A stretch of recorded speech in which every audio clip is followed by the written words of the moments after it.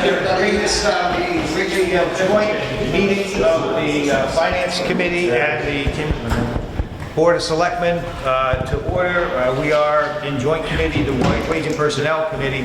I guess we should actually open each one. There's no we can do it. Right?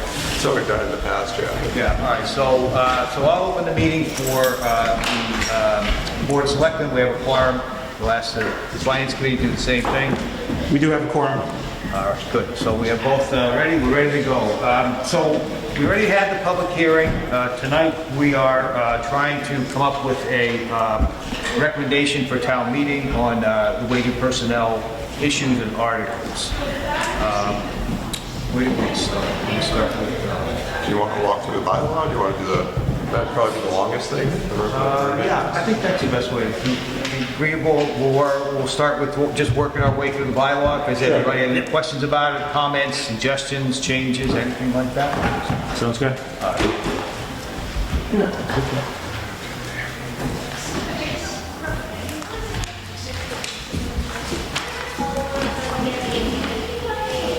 Just I like to change it, I guess.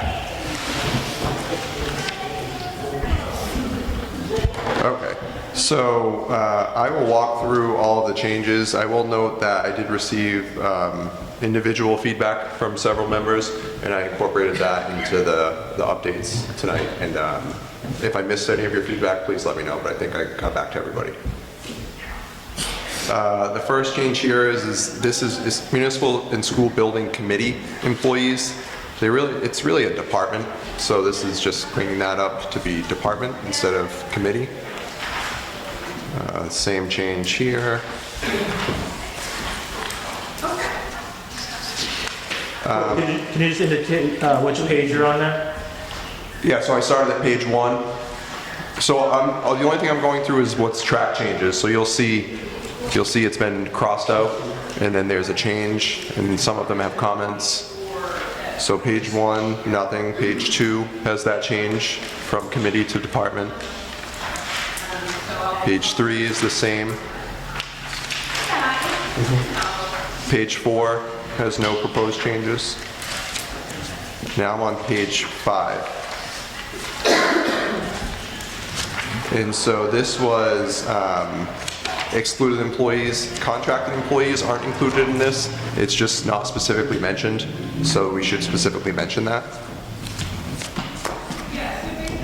And then based on, Jim had brought up a good point, throughout this whole thing, it defines, every time it mentions wage and personnel, it mentions the selectmen and the finance committee individually.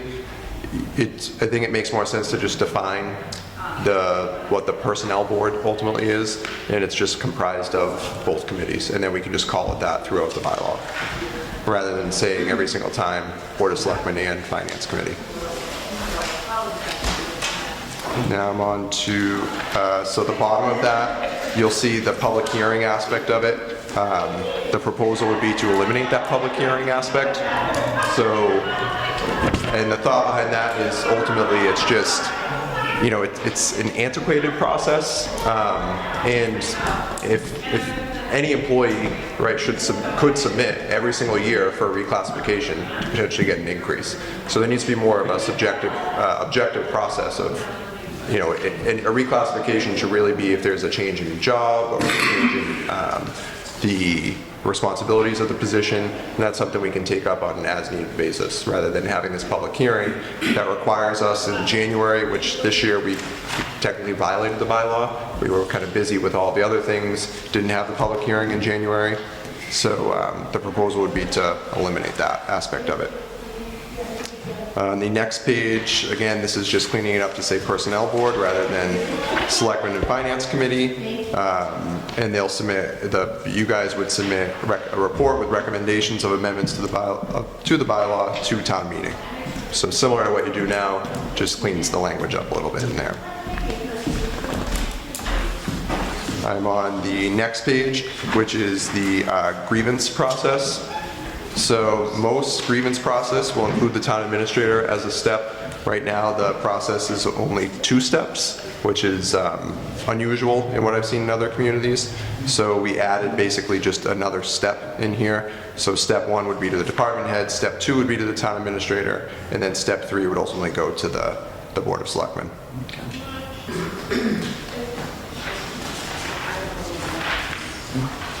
This is where we define, so I'm on the next page. This is where we define personnel board. So the personnel board shall be jointly comprised of the Board of Selectmen and the Finance Committee. I'm on page, let's see, 9 now.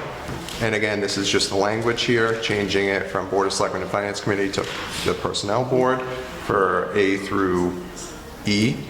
Let's see. F is, so right now we start all employees at step 1. If we were to start them above step 1, we need to come before you. The thought is there's, it's rare, but there are times we need to do that. And we just change the language in here. And also, if it's something below step 4, I put in here that it could be authorized by the town administrator and the department head. And then anything above that would have to go to the full committee.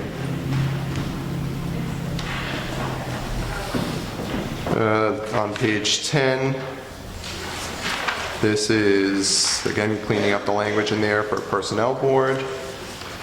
And then also, I had received a comment on subsection 15 regarding human resource liaison. This was kind of a confusing section as to what is actually meant by here. So I tried to provide some language of just that the town administrator basically supports the personnel board. But if there's other suggestions in here, we can certainly look at that.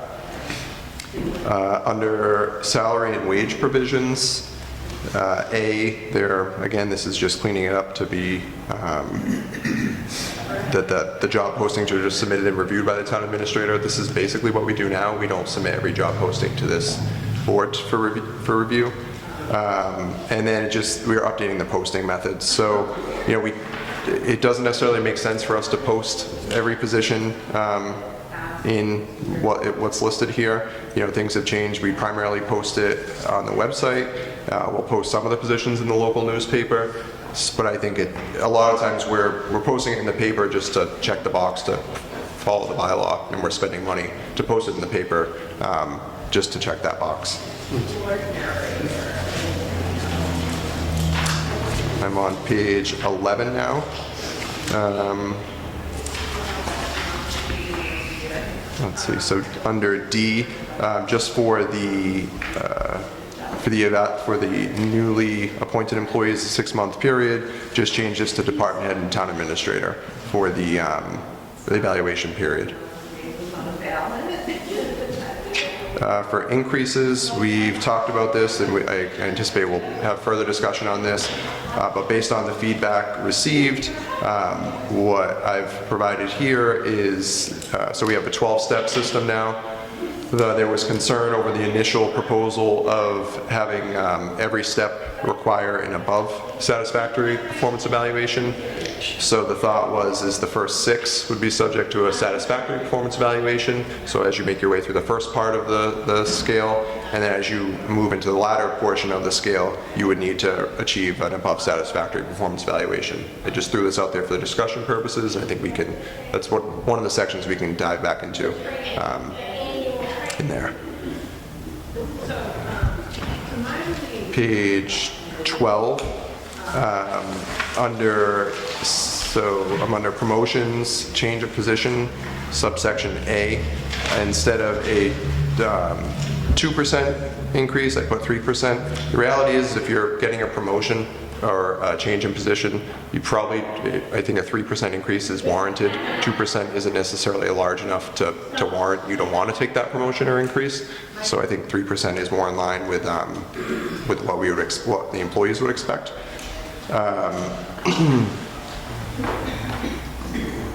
And then, this is for discussion purposes, but removing the employee making an additional 1-step increase if the department head recommends it. Again, it's just one of those things that can be somewhat subjective. and trying to make it, more objective. And then under subsection D, the reason for my recommendation to remove this is, my thought is if you're hiring somebody to do the position, you should at least pay them the minimum for the position. We shouldn't pay them less than the minimum for the position if they're doing the positions. And as it says now, they would get 10% less than the step one for the position. I think it makes sense if they're doing the job, you've trusted them to do the job on an interim basis, you should at least give them the minimum for what that position pays.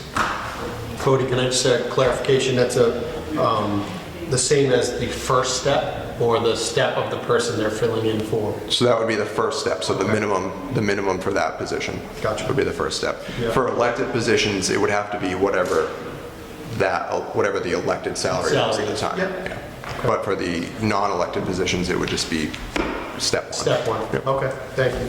Cody, can I ask a question on this one? Yep. So, makes sense, right? Interim status, you bump up to whatever that salary is. But does it need to be noted anywhere that once that interim status gets removed, you either go back to your original grade or something to that effect?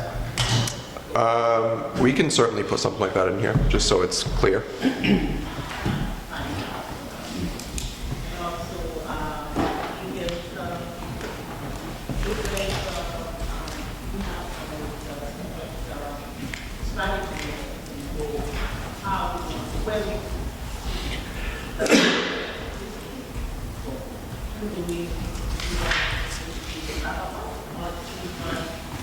Is it possible, under that temporary appointment, that a employee appointed to fill a position temporarily, even at going at this first step, would perhaps take a pay cut?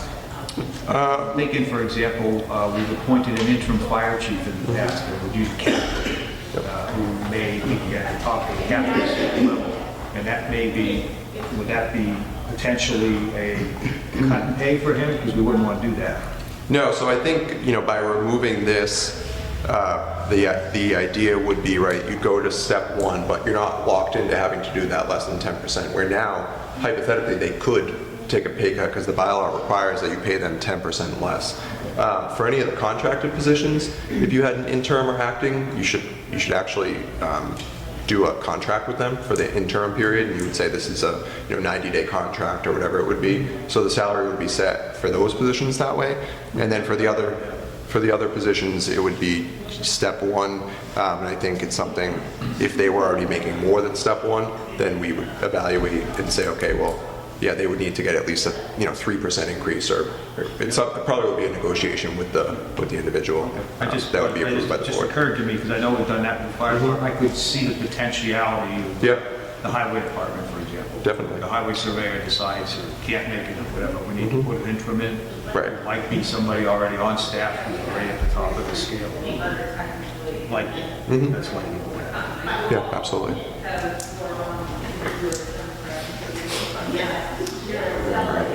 So on the next page, under incentive increases, the proposal would be to eliminate this provision in its entirety.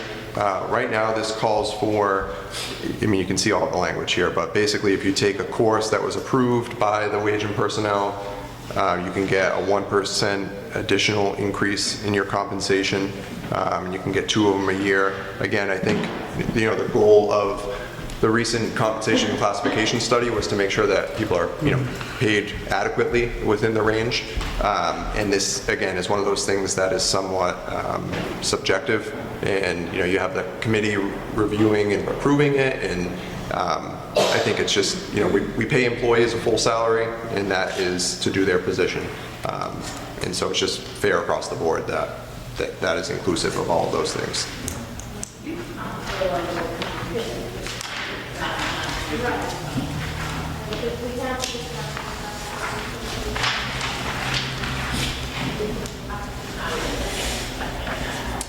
We have under Article 5, classification schedule. This is a note. Page 15. Just Yeah, follow. page 15. Removing this, if you have a reclassification, It would be on July 1st, and then the step would be annually on July 1st. I mean, I think we recently did this, it should just follow the anniversary date rather than revert back to July 1st.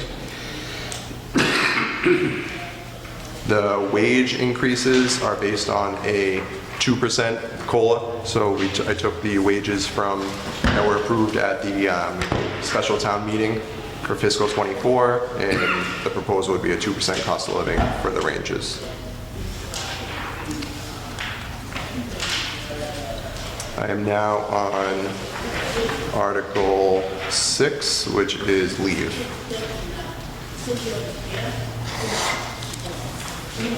So leaves of absence, this has it that they are approved by the Board of Selectmen. We actually can't really do that because of HIPAA law, because it would be a violation of HIPAA if it's a medical leave of absence. So it's just updating this to current practice. These go through our treasurer collector's office, and as long as they have the documentation, we approve it. If we have any questions, we have Labor Council, and we send it off to Labor Council.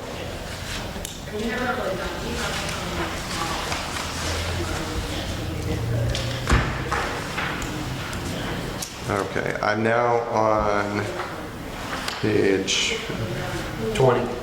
Thank you. Yep.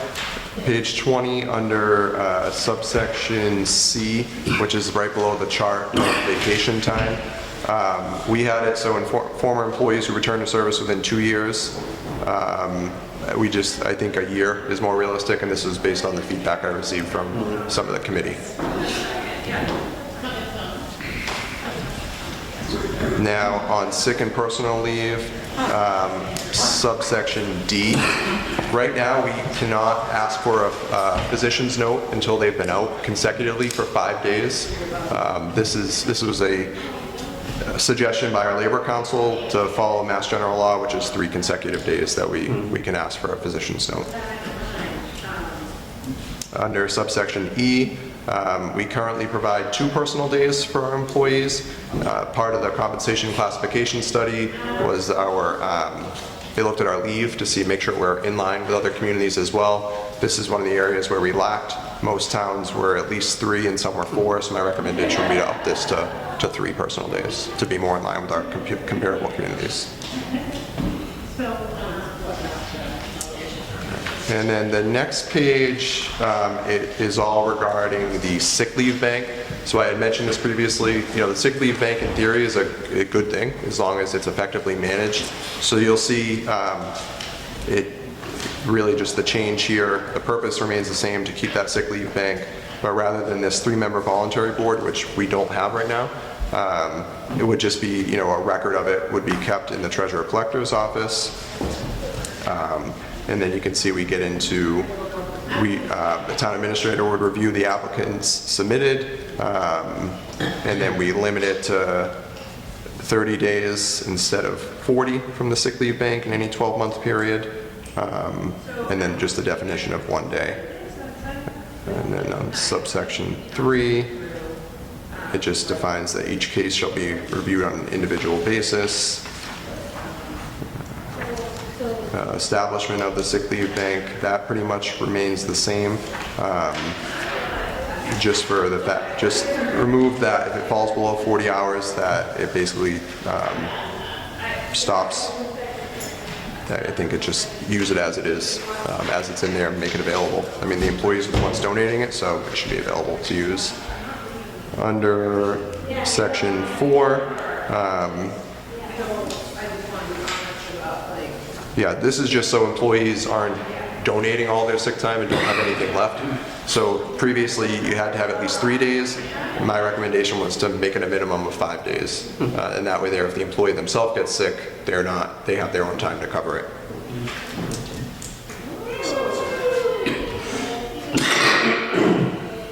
The next section is access to the non-union sick leave bank. At the top under 1, I recommended here, make it a 6-month period that they have to work for the town instead of 12 months. If they are donating time, my thought is after 6 months it should be available to them. Again, 8 then changes it from the board to the town administrator. And then previously, the bank, 90% of it could be allocated to a single employee at a time. That just seemed pretty high to me. So I reduced it to 50 just for discussion purposes.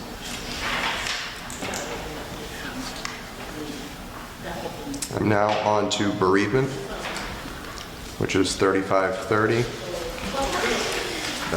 We did this in some of our union contracts, just updating this and increasing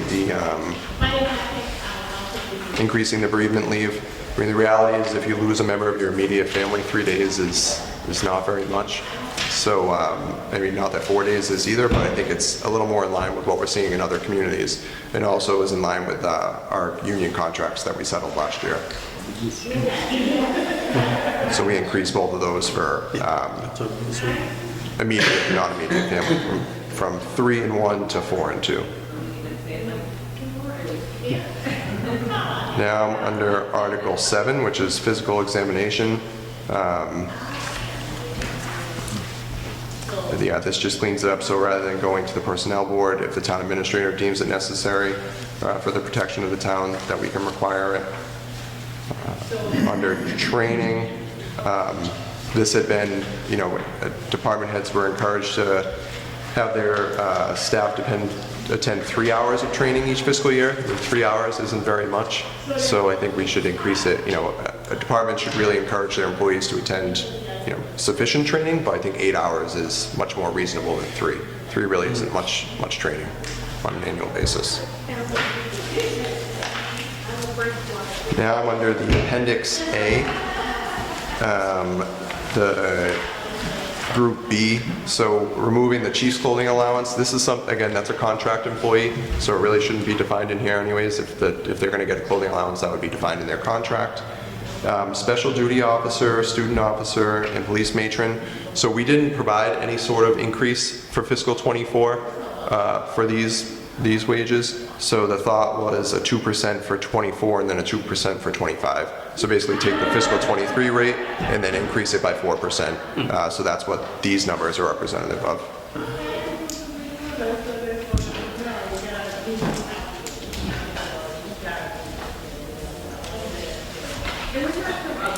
I'm now on what was formerly Group E, the bottom paragraph. Water department employees are union, so we don't need this in there. It's not applicable. Page 30. Thank you. And the same with our municipal school building department staff. They're union, so this is defined in their union contract. And then under grades and steps, this is just, we already have the new rates in there, so removing this. And then removing, we have the town administrator listed, the deputy chief listed. Those should be removed because they're contracted positions. Again, water inspector, water inspector and assistant building inspector, we just put a 4% because we didn't adjust those from fiscal 23. So a 2% for 24, 2% for 25. Veteran services, so we did include that position in the reclassification study. It's a stipend position, and you know, so that's a little bit more than 4% because what we did is we took, you know, Steve, who is our veterans agent, really works a varying schedule. Sometimes he puts in 5 hours a week, and there's sometimes he may put in, you know, 30 hours a week here. So I tried to use an average of about 12 to 15 hours per week, and then looked at the range provided by the compensation schedule, divided that out by the weekly and then the hourly, and multiplied it by the hours, the average hours, and came up with that 17,000. So that's where that methodology is for that one. Special duty officers and police matrons is the 2 and 2. The assistant outreach worker and the geriatric nurse are just a 2% because we did adjust those in fiscal 24. We left the interns at the same level.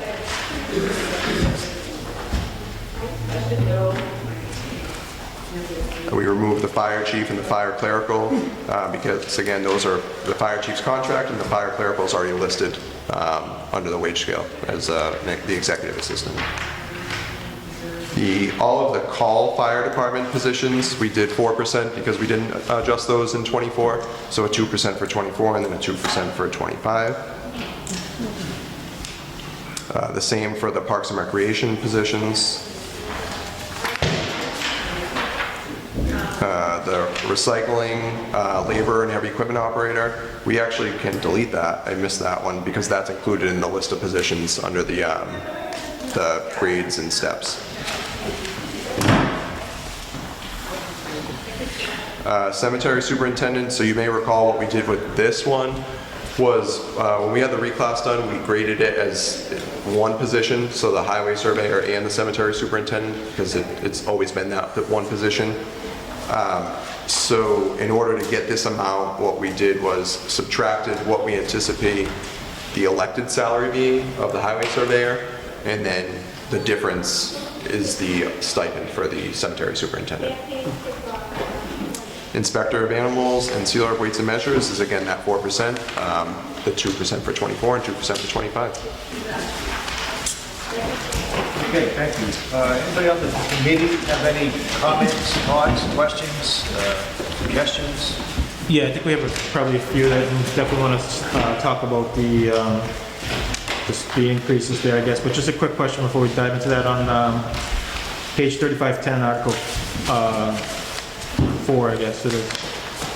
Item B, as far as the advertisement of the open positions, I guess we're taking away the newspaper, which I totally agree with, but we did specify a date of a posting range of 10 days, I guess. Mm-hmm. There is no other indication of the length of time the posting will be made available. Should we consider adding something there to cover that, I guess? Or I think typically we use, what, 30-day posting, right? But maybe we should specify that in the section there. Mm-hmm. I don't know. Do you guys agree with that? I guess what are your thoughts? Yeah. I think there should be something more. Yeah, definitely something there. Do you, 30 days, is that what? I think at least 30 days would be appropriate, yeah, to give time for, folks to, see the posting and apply if they're interested.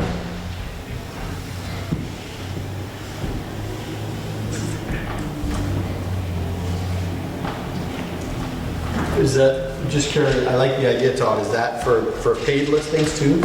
I'm just wondering, like, let's say, if it's, I don't know if we use paid sites or, recruiting sites, are we gonna have to pay for 30 days when maybe we can get it done in 21 days? Or, are we committing ourselves to funds that we might not need for an extra fee? For an extra, 30 days? I don't know if we need to post it for literally 30 days. I think, and correct me if I'm wrong, Todd, but I think you mean more like you post the position on April 1st, we should allow it to remain open until May 1st. So not posted for... Well, it should be advertised, I guess, within that. Yeah, advertising it through, Yeah. keep it on our website open. We usually post through the MMA. Those are usually 30 days. We pay one fee and it remains on there for 30 days. Okay. And then, if we were to post it in the newspaper, right now we do it for 2 weeks. We're not going to do it for 4, but I think as long as it's posted initially and says the position will remain open until that 30-day mark. Got it. Yeah, accepting resumes or applications through that 30 days. Yeah, I'm fine with the window being open. I just didn't want to have us to have to commit to extending a payment. Correct. Yeah. No, I agree. If it's time based.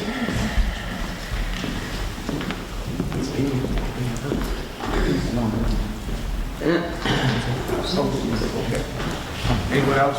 Well, let me get the committee first and then we'll come out. So anybody else on the committee have any other comments, suggestions? So I have one on bereavement. It's 3525 or 25. So I think it's great moving it up from 3 to 4. In my opinion, that's fantastic. I question the 2 days for the in-law side of things. I think it's important to note that everyone's family situations are different. An in-law to me may not be the same as an in-law to you, so I just think that we should maybe give that some consideration before finalizing this. In-laws, more than 2 days. So it's 4 for immediate family and it's 2 days for the in-law side. You could just say other relations. No. No, I'm talking, so like brother-in-law, sister-in-law, you know, if my wife's spouse, grandparent were to pass away, like that, all of those things, I think that because everyone's situations are different, I think we should be sensitive to that when we're putting that on paper. So you're saying 4 days? My recommendation would be at least 3. If we want to move to 4, that's great, but I just don't think that 2 days is enough to attend a wake and a funeral. It's not enough to assist with the planning of those 2 items. These days, 2 days is fine. What's that? EJ, I said these days, 2 days work. what's it now currently for in-laws? Is it It's 1 right now. one? Yep. Yeah, I mean, I see your point. You know, maybe we look to go. I'm sorry, it is 2 days right now. It is 2? It's 1 for aunt, uncle, niece, nephew, or employee spouse's aunt, uncle, or grandparent. 2 days for brother.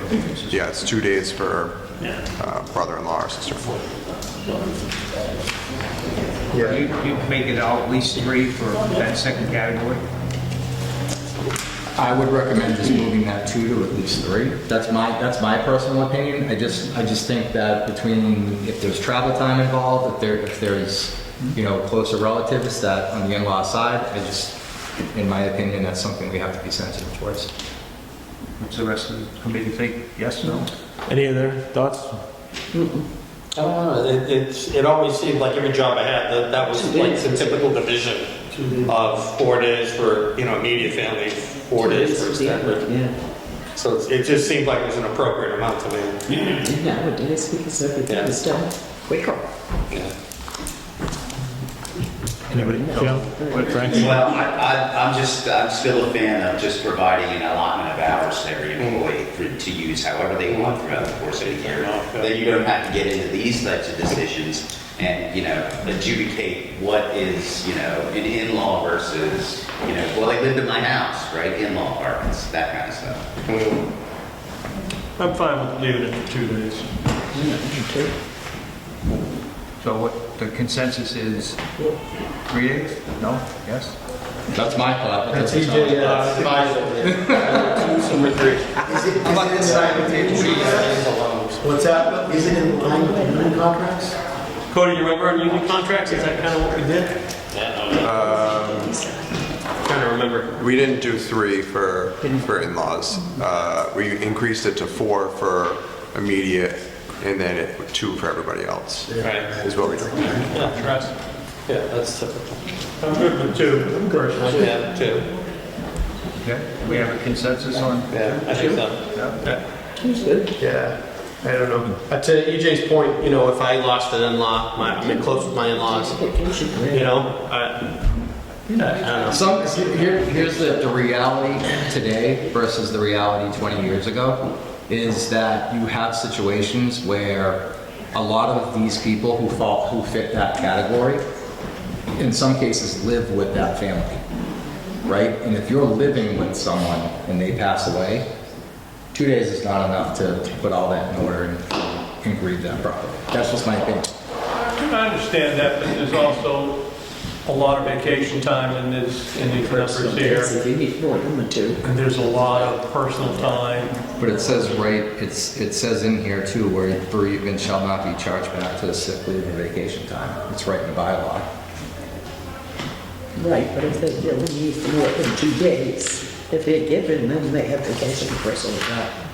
I will note, you know, in recent history, if we've had something like this, we're always very flexible with people, you know, and try to make it work with people's schedules, and we understand You've got 4 that. personal days in addition too, so. But right now, you get 2 personal days. No, we're increasing it. To 3. No, For 3. 3. yeah, we're increasing that to 3. You know, who's not enough. Could you put additional days to be requested by the town administrator? You could, yeah, you definitely could. No, he's saying put like a provision that you could request additional Request days. another day. Yeah, additional bereavement. Yeah, maybe a day, not 3 or 4. Okay, so what is our consensus now? I'm staying for 2 days. Yeah, I think that would open up a lot of, can of worms, and we will be getting a bunch of. Yeah, it's here. We get calls. All right, so is it, 4 of us. Two. We can take a vote. So, start at 4, I guess. Oh, We'll vote it to move on. Yeah, all right, well, why don't we take a vote and see. So, I'll propose that we Can we keep it at speak 2. before you take a vote, or no? Can we speak wondering on it before you vote, or no? Well, what we're trying to do is come to a conclusion what this committee's talking about. We can come back and change it. So I want to get us done, and then we'll take on whatever more comments you might have. Thank you, I just don't know. Okay. All right, so all those in favor of 2, raise your hand. We got 1, 2, 3, 4, 5, 6, 7. All right, and that's 2, 3, 10. So that's a 4 for consensus. 3. So we'll leave it at 2 for right now, and then we'll take comments and see how it goes. I'm just trying to keep the process moving. Sure. Okay, any other comments from the committee? On any sections? On this, well, we want to talk about the step increases, right? Couple That was, I know EJ and Jim, you had some thoughts on that, right? If you want to, in regards to So it's towards the potentially beginning. adding bonus and things of that nature. Yeah, Jim, you should probably start, because I figured that off of you. Oh, sorry. So, and this is just specifically for the pay scale, right? So I think the last time we met, there was discussion around using the pay scale to, excuse me, as like a bonus for people who do well to give them a second step. Is that correct? Let me find my- So right now, the process is you, on your anniversary date, subject to a satisfactory performance evaluation, you move up to the next step within the, right now we have a 12-step system. Initially in my proposal, it was to make the steps, you'd have to achieve a rating of above satisfactory, and that's what started the conversation.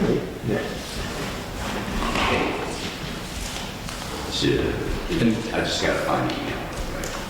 While he's pulling that up, that's. Yeah, but I guess given the change, I guess, you know, does that change your opinion, I guess, or any other thoughts that you want to share? I guess giving you the opportunity. Yeah, my opinion remains the same. It's not a bonus system.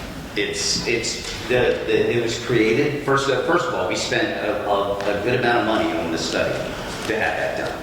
So I certainly don't want to just start changing the study that we all agreed was the right way to go and start adding to it and making exceptions to the rules. So just, this is exactly what the study recommended, that the step increases based on a merit system. Yeah. So your COLA, you get, But that doesn't mean you get 2. what's that? Doesn't mean you get 2 steps. No, I didn't propose 2 steps. No, that's a separate topic. Separate issue. Yeah. We'll take that on next, but yeah, so I think you're in So agreement. I think it's a fair and equitable system. Yeah. So I'm in complete support of what we came back with the finance, with the report.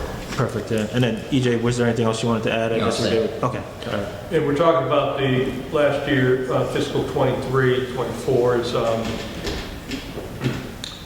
wage step that we all agreed upon and voted on, correct? Correct, yeah. To stay with that. Right, yes. So just to clarify, to move up from steps 1 to 6, you need a satisfactory, and from 7 to 12, you need an above expectation, however the wordage is. So that's what we're looking at in that part, the increase. So I think everybody's in agreement with Well, that. that's a separate. Another issue. The distinction. That's a separate distinction, I think. So, in my opinion, I think that it should be, you get a satisfactory or above the entire time you're in that grade, you get the next step. Right. The only time you shouldn't get a step is if you're not doing a good job. So below satisfactory rating, you don't get a step. Sure.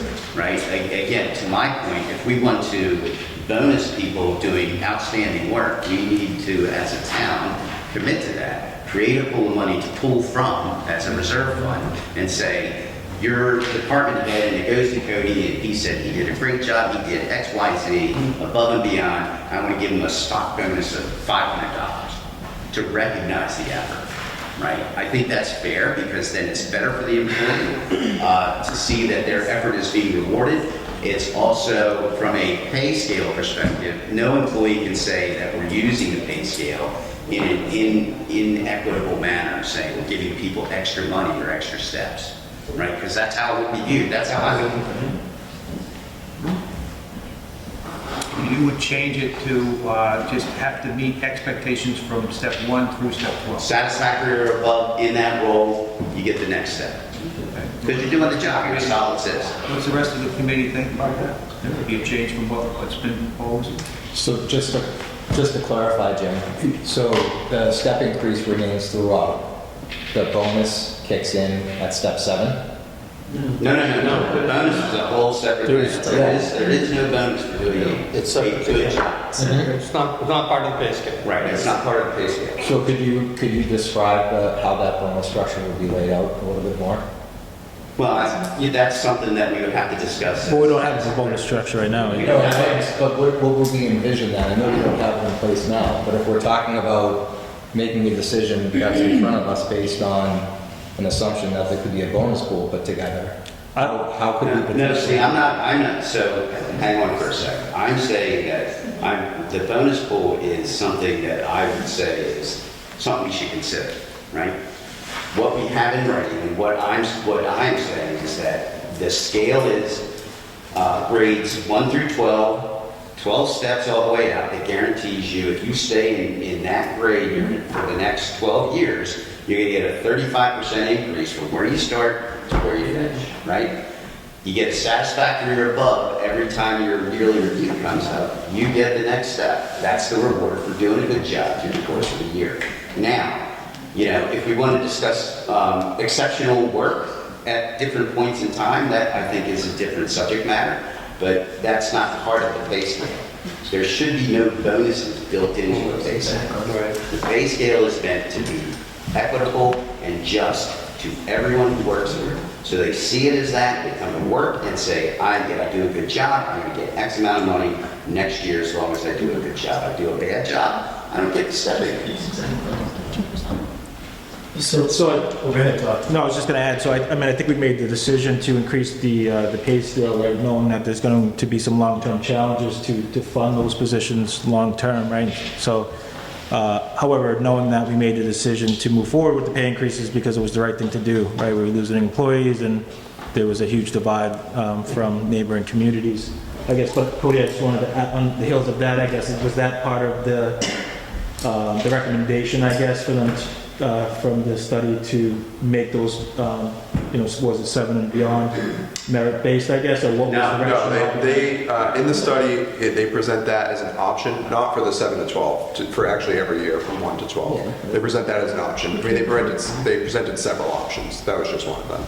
But did they provide color? What was the rationale behind that, I guess, to make that solely merit-based to get the step Just increase? motivation and the idea that COLA, the cost of living adjustment, is the kind of the guarantee increase. Sure. Okay. And then the step increase can be used as more of a merit basis. Gotcha. Okay. All right. Yeah. Thanks for that clarity. What's the approach when they're maxed out? They would just get a cost of living adjustment. Just the COLA. Correct. So, consensus here, leave it as proposed, or go with what Jim suggests? I think we should take a vote, maybe. I don't know. Does anybody else have any comments though before we do that? I guess, or I just think on the bonus side of things, I worry about creating,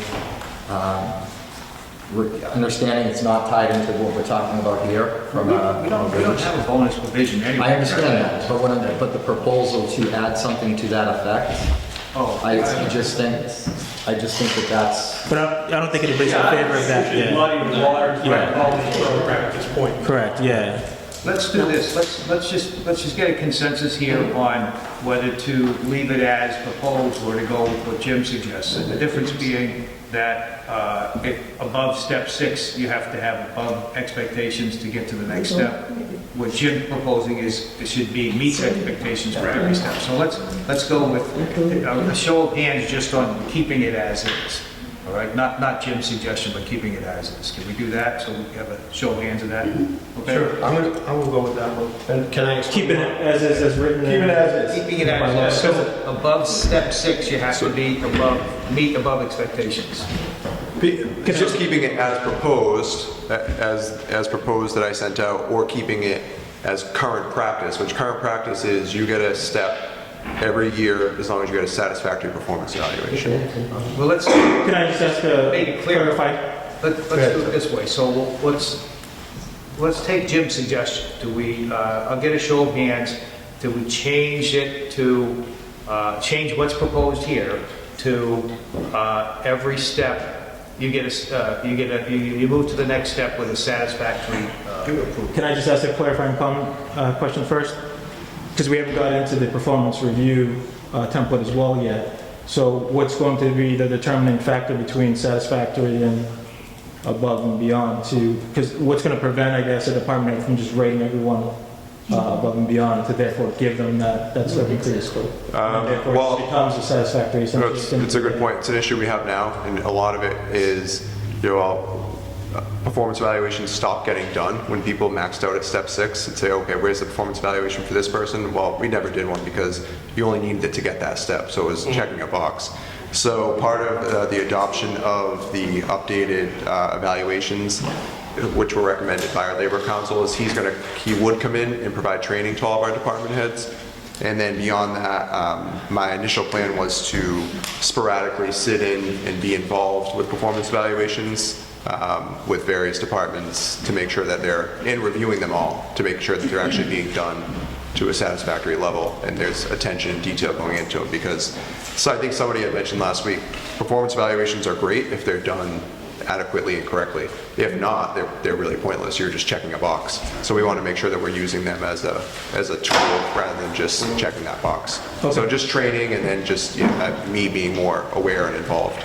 Yeah, I think that would be critical if we are going to make that determination between the two. That's critical that we have that in place. Yeah, the plan is to do that whatever the choice is here. Performance evaluations can be a powerful tool, and we want to make sure that we're using them correctly. Sure. Okay. What do most municipal entities do in this regard?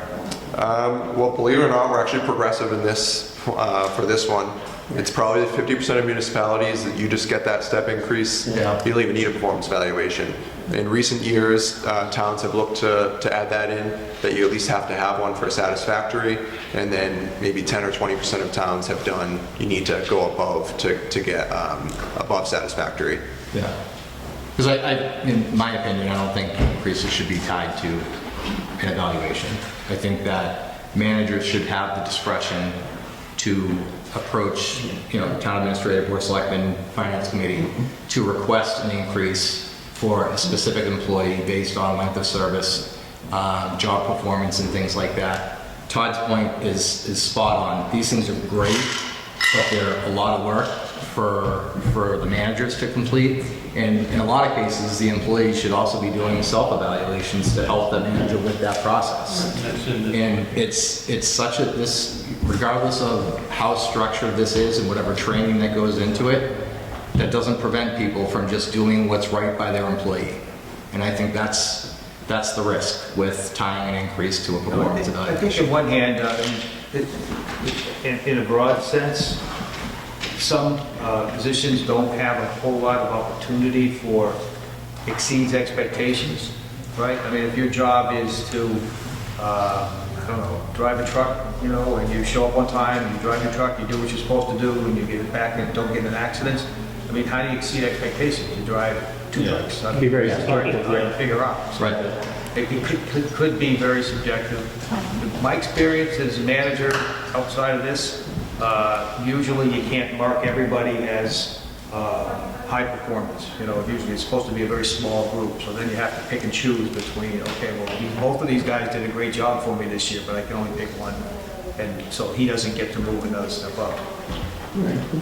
I mean, I think Jim's point on bonus is a good idea, although that's really not what we have to deal with. It's just the step thing, so. I think one of the cruxes of this study, everybody's worked in, most of us have worked in different work environments, and you have those employees that are shining stars, that really take pride in what they do, and you have employees that, I don't want to say mail it in, but just there to get their paycheck and get out of there. So I think we need to address that at some point, because we always look back to the business world and we try to say, hey, let's run Halifax like a business. Well, that exists in the business world. Identifying good talent and trying to entice them to stay, trying to entice them to go above and beyond. So that's why I'm a fan of keeping it as is. Because I feel like your first 6 steps, you're getting your feet under you, you're kind of feeling what the job is all about, but then once you've been there 6 years or more, at that point you know what you're doing. I would hope you know what you're doing. And at that point, I would feel like it's up to you that if you want to achieve more, you got to do a little bit more, right? And whether we want to do that, as Jim says, as a bonus or as the step, I mean, that's, you know, that's a separate issue. But I know at the heart of this, we have people that go above and beyond, and that's kind of what, in my opinion, what the driving force of this step plan was. Right, Sharon? Right, and that's all well and good if you're in the private sector that has money. Yeah. Public sector is an issue. Money is a problem here. Oh, sure. So Sure, and I think- that's what we need to think about. I think we're reasonable in the steps we've created. I mean, we're not, yeah, so to your point, I don't think we're setting steps that are, you know, Wall Street kind of steps here. But we need to. After 6, you're gonna raise it 2 steps for each. Somebody who does wonderfully. No, I'm not talking for 2 steps, I'm talking to. Just to 1 step. Just to get to 1 step. This is just to get a 1 step. If they're above average, and they come in every day, then there's no problem for them getting a step raise. Well, that's what he's saying, yeah, so Yeah. above 6. Yeah, so But you just, can't compare. Staying one step at a time. It's like you can't compare Sure. private to public. Okay, if you're a public employee, you're not gonna make tons of money. You work in the private sector, sure, they can afford to do bonuses. If you strive to do better, that's wonderful. And we all strive to do better. But unfortunately, this is a town whose residents are paying everybody's salary here. We don't have a lot of business to rake in any money. Sure. So we have to think about that before we. and I think we've set reasonable limits on what our steps are. But I just feel like we should borrow from the private sector as to how those are achieved to ensure that we're providing good service to our people. Right, as long as that doesn't include after step 6, they start getting bonuses. Nope. No, that's not. No, I think we're talking apples and oranges. So the proposed plan, Cheryl, is from 1 to 6, they would just need to be satisfactory to get a step. And that should be from 1 to 12. Well, just satisfactory or above? That's Jim's proposal. Yeah, that's it. Okay. I mean, I disagree for the simple fact that you've done your 6 years, you've got your feet under you, and I think in order to really hold, I don't want to say hold them, but to make sure that they're doing the best job they can do. Why are we doing that at the beginning? So you're saying that I can just show up for 6 years, and then 7 to 12, I have to work harder? Well, I guess that goes back to our evaluation, Jim, is showing up satisfactory. Well, that's That's the crux. I guess that's the crux of my argument. If you show up, punch your clock, and do the bare minimum, are you guaranteed a step? But then you're saying that I just have to try a little harder year 7, right? Sure. Just so I can nail it for the first 6 years. You can be satisfactory. You know, get something after year 7, because I'm gonna do something. Well, but I Why guess, aren't we doing that from the start? So that's, to me, that's just too subjective, because you're asking someone or their manager or department head to assess in their mind what is good and what is bad. But then that goes back to Todd's question. Sure. The documentation in and of itself. So if we're gonna do training on that, smart thing to do, absolutely. But it needs to be objective.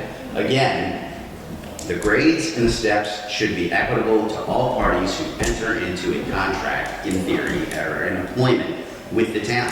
I should be able to say, I'm gonna go to work, this is what my pay will be at year 1, this is what my pay will be at year 12. And if I'm at year 12 and I haven't decided, and I decided to stay and do whatever that is, then I get a 2% increase unless I do something different and move to a different grade. but I guess, go ahead, Tom. No, sorry, go ahead, finish. I was just gonna say, I don't see much difference between your point of trying to do a individual bonus system as compared to the plan on the table here. It's essentially the subjectivity is the same whether you're doing it through this plan or No, whether you're doing it. because we're talking about a grade. We're talking about a grades. But it is similar in subjectivity when you start to factor in. So you just mentioned it, Jim, where if you were to give someone an above average, that's too subjective. how is that more subjective than giving them a meets expectations? It's someone's opinion. You're gonna have gray area no matter how you do it. That's why B shouldn't be But that's why passed. it should be satisfactory or above. It's just, it should be a standard start year 1 through year 12. You shouldn't make a change midstream, because then you are changing the rules of the game. Yeah, and if we are gonna change it, I guess, because there was a recommendation too, from a public comment on maybe moving, the first 6 to 2 steps, if it was above average. But that didn't make it into this, right? We didn't include that in. I didn't hear any feedback from the committee. I mean, I would just advise the financial impact of that. You know, if we're going to hand out 2 steps plus the cost of living adjustment, a step is 2.8%. Now you're at 5.6%, and then let's say a 2% COLA. Now you're at 7.6%, and if that's across X amount of employees across multiple years, it becomes, you know, not financially feasible for the town. Yeah. Like that, just, it's really hard. You have a lot of different departments making these evaluations. So some might be more willing to push their people up, some might not be. Yeah, it's just that we're drawing the line in the sand, right, that says satisfactory and above and beyond, and to the point made, right, like, you're not giving those folks the opportunity to be rewarded for going above and beyond. So it's almost, you know. Yeah, I mean, I think one of the things that at least I've really strived to do, and will continue to strive to do, is, you know, the employees that consistently prove themselves to go above and beyond, those are the people that we look to reward. And so it may not be through a process like this, but we may look to create a new position that maybe they take on more responsibility because they've proven themselves that they can take on more responsibility. And with that, instead of a grade 5, their position is now a grade 6 because they've taken on that responsibility and previously proved Sure. us. Yeah, and I think that's where some of the comments on the bonus structure kind of come in, because it's like, if they can only get satisfactory, so you can only get that 1 step. So if you go way above and beyond, it's like, for nothing, right, until you get to step 7. If you're going above and beyond, I mean, it still puts you in a better position for promotion. You know, when you go from a worker to a foreman or whatever it is, right? I mean, that's something. I mean, assuming a position opens up, I guess, right, that they could apply to. Create. I mean, I don't. But that's where I think it does complicate when we do split it like that versus just a straight satisfactory across the board. Obviously, it's a lot more simplistic in that regard. The more I listen to Jim, the more I think that, the idea here is to be consistent. And Sure, it's going to be very hard to be consistent when you don't have the same manager making all these evaluations. So it's going to be, Absolutely. I might think my people are all excellent. You might think your people are all excellent. So then everybody's excellent. So we're going to just keep on moving up. So it makes sense that if they're doing the job they're asked to do at a satisfactory level, and if we're going to have a step system, then that seems to me that's what. The more I listen to Jim, the more I agree with that. But anyway, that's one man's opinion. So you guys ready to? I think we're ready. Any other comments before we vote? Are we good? Okay, yeah, I think we're good. Okay, so what do you want to do? Do we have a consensus? You want to take a show of hands? You should take a show of hands. All right, so let's say to make the change that Jim suggested, which is that you have to meet expectations for an increase of every step from 1 through 12. 1 through 12. All right. Yeah. Okay, so everybody's 1 through 12. 1 through 12. 1 through 12. Yes. Yes. No differentiation once you get to 6. As agreed upon in the wage and personnel that we approved last year. The pay scale, we'll follow the pay scale. Yes. Yeah. Okay, so all those in favor of that, raise your hand. So we got 1, 2, 3, 4, 5, 6, 7, 8. All right, and opposed, we got 1, 2. Okay, so our consensus is we want to change it. Yep, so I just changed it back to, Expectations. you shall move, steps are provided after an annual increase in compensation to a higher rate for that position after completion of the reporting period of continuous service, an annual performance evaluation where the employee receives a rating of satisfactory or above. Okay, all right, so Cody, before we move on, I just want to be clear for the record as to why I voted the way that I did. Cheryl's point with regards to us being a public entity, I think we have some fiscal responsibilities that the public sector does not have, and I think that by using an appraisal process to tie into our budgeting process every year, I think that's putting us at an elevated risk in terms of our ability to fund other areas for the town. So we'll talk more about that for the appraisal process, but I just wanted it to be clear that I think that connection between this and how we're budgeting ourselves fiscally every year is a risk for us. Okay, well, we do have to keep the process moving, so we're going to make that recommendation for now. I know the public wants to talk about it, and we'll get to that. As soon as we get through this, then we'll take the rest of the comments. So anything else in the proposed bylaw that anyone wants? Yeah, just, Cody, if you could explain why we're looking to go from 90 to 50 on the sick bank. It just seems one employee could deplete the sick bank 90%. It just seems, how can you only leave 10% for other employees? Yeah, I guess just my thought was, let's say an employee gets very sick and they need that time. And I think if you're part of the sick bank, you kind of understand that you're giving to the bank and that there's a good chance you don't get any of that. And there's a good chance that, if somebody gets really sick, that they might need that time. So I would just hate to cap it at 50% if there's somebody that could really use it and we don't use it the rest of that year. That's just my take. Now, what's the group think?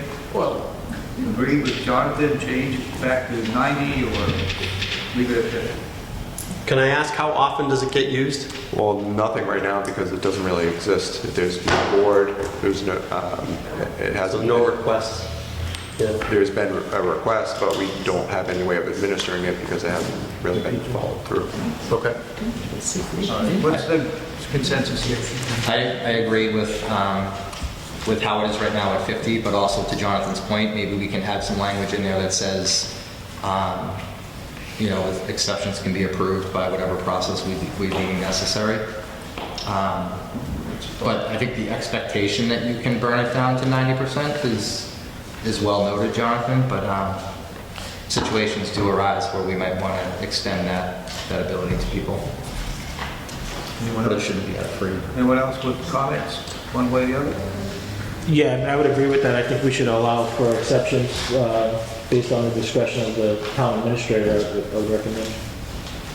Put the burden on you. No, it's fine. Whatever the board would like. Okay. How about is that agreeable with the consensus here that we would add a little sentence in there that says that exceptions can be made on petition to town administrator? Does that work for everybody?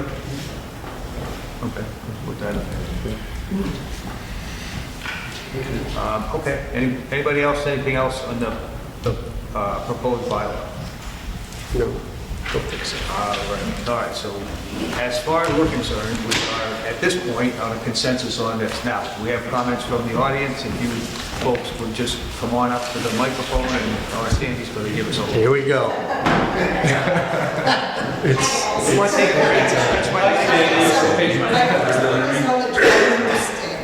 The job posting, you said,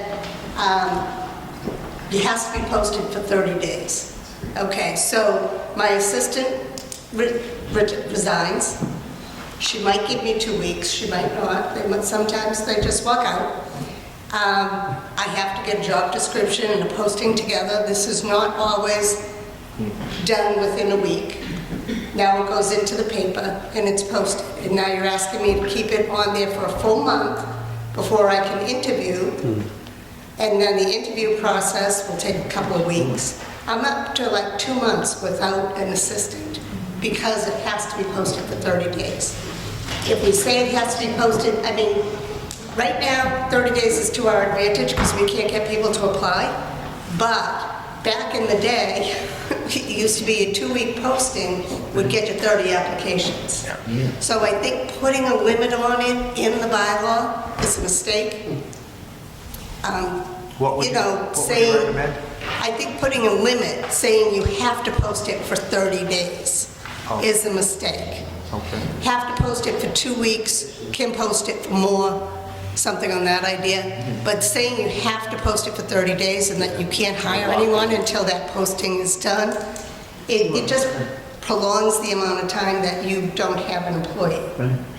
So and hopefully the pool is going to get better. Can I ask you a question on that? So what's the purpose of requiring it to be open for a certain period of time. I think it's just to make sure that you're, reaching Casting a wide net. applicants. We can keep it open as long as we want, right? It's just a matter of if we had, I guess, a good applicant right off the bat and want to move ahead with it, why couldn't you do that? What's the point? Yeah, I mean, my comment was based on the fact of just being, fair to folks, right? Like, if you have somebody like in mind, right, like, it still should be opened up to others to be able to apply and compete for the role, essentially. It is a fair point, maybe 30 days is too long, maybe 14 days maybe more appropriate. Isn't common practice in the public sector, isn't that 5 days minimum, 5 business days minimum? 5 days? Yeah. It depends. I've seen a lot of times that we'll have like an internal posting period requirement of 5 days, and then it gets posted externally. So it really varies. I don't think you really need internal posting because word of mouth usually. Oh, yeah, I'm talking about external. But we did try at one point to say that the job would be posted internally first for 2 weeks, and if you could fill it internally, then whatever position was being emptied would be the one that would be posted for the public, but that did not fly at town meeting. So it was felt that it was better to just post it publicly.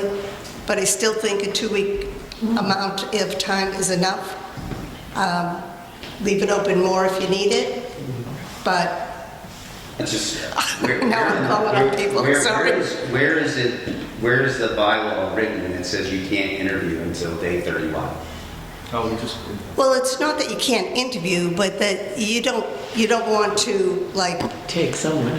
make your decision up before you give. I understand that. Right, I mean, if you find the say, ideal candidate, Right. by the end of, the 14th day, you hire the ideal candidate and take the posting down. But we're going to say it's got to be open for 30 days. So if we're saying, if you're trying to be Say you fair. find someone for the first 7 days, Yeah. and then someone comes in the 25th day, and you already interviewed and everything for that person that they Well, we could just say open until position filled. Right. I think what I proposed was just eliminating the 10-day provision, and it would essentially be that. And then I don't know who brought it up, but the conversation today resulted in the 30-day. That's not in there now. Right. That was added in just now as a result of the feedback from the committee. The 10-day was stripped from the language because it was specific to the newspaper, so I think we should have a date in there just I to do be think fair. we need some days. But whether it's, 10, 30 days. It's got to be posted to some degree. So put it at a minimum of 2 weeks, 2 weeks. like 14 days. 10 I would business just keep days. that at 10 days, 10 business 10 days, business as it was days. before, yeah. Yeah, 10 business days, that's You 2 can't have everybody lined up and, hey, I'll slide you in tomorrow. I can't do that. You never know. so what's the consensus here? 2 weeks? That you were 2 weeks. Well, we had 10 days in there from before, That's fine. Yeah, so you're pretty What's much the taking out consensus of the committee? Is it 2 weeks is agreeable? I think everybody's in agreement, right? 10 business days. You keep it 10 days and then you just get rid of the newspaper. 10 business days. 10 business days. Business days. Yes. But, and again, just to Jim's point, it doesn't state that, you can't begin the interviews, Oh, sure. on day one. You just don't want to be sitting around if you have a candidate. You got to Well, it's what watch the calendar. You get someone on day 7, you get someone on 25th. Like that. You'll lose candidates that way. Yeah. All right. Okay. Point 1. All right, point 2, incentives. Now, I'm the one who put forward that if you had a really exceptional employee who did an outstanding job 1 year, that you could maybe raise them 2 steps. Obviously, this is not a popular decision, but what you've also done is you've taken away the incentive, the educational incentive. If someone takes a course that helps out in their position, that if it's approved by this board, they could get a 1% increase on their pay. I think that if you look at a lot of the union contracts that the town has right now, there are educational incentives. If the firefighters get certain certificates, they get a stipend. Police officers, even the mixed unit has stipends. So whether you do a percentage, if you do a stipend, I think for some of the positions that you should be able to get some kind of an incentive. If you're willing to go out there and put yourself out and do the extra work, I think that you should get some kind of an incentive for it. I think that it should be considered for wage of personnel, just like it's considered for the unions. So you're adding on to the step system, what you're trying to talk about? Yeah, if it can't be in the step system, I mean, right now, in my position, well, no. Once the new system went in, I lost my education incentive. But I took a 5-course master's degree level program, got a 1% incentive, education incentive on my salary. I put a lot of work into that, and I did it to help me better do my position in town. It was not a requirement. I was certified. I did nothing extra for being a certified town accountant. But I did it, and I really didn't do it for the money. I did it more because I wanted to better understand the way the government was working and everything. But if you want people to better themselves in their positions, I think a stipend or some type of incentive is appropriate. You got the 1% increase for essentially an educational. Yep, it was an educational incentive, and that's one of the things that Cody talked about taking out of the bylaw. Toward that point, one of the things, at least I've encouraged since being here, is we want our employees to go to these trainings. We want them to become more educated and more trained. So we've been covering. I've really pushed. I don't think I've denied anyone's request to attend a training as long as it's applicable. So we're paying for that, and I think they're now gaining that knowledge, and it's certainly beneficial to us, right? But it's also beneficial to them that we're paying for that training. That's something that can go on their resume, and that didn't happen in the past. I think Sandy paid for that class out of her pocket. So I think us paying for the courses is a good motivator in itself. At least personally, I'd rather see us dedicate the resources to that, to provide the training, to pay for the training, than to provide an incentive to, an additional compensation. And then you run into just logistically, I'm trying to keep everybody on the steps, the same steps. So if we start giving out, incentives, 1% incentives, well now they're not going to be on the same steps. It's not going to be the same set of steps and scale that everyone has. So just logistically it changes things a little bit. But logistically, we make it work for our unions. How does it take them off of the step rotation? Because let's say they would be a step, so grade 2, step 1 right now is, let's say, $20 an hour. They get a 1% increase. That's just for them. I get that, but then when the next cycle comes around, they get the remainder from that one. No, this is the way it's written. It's a permanent 1%.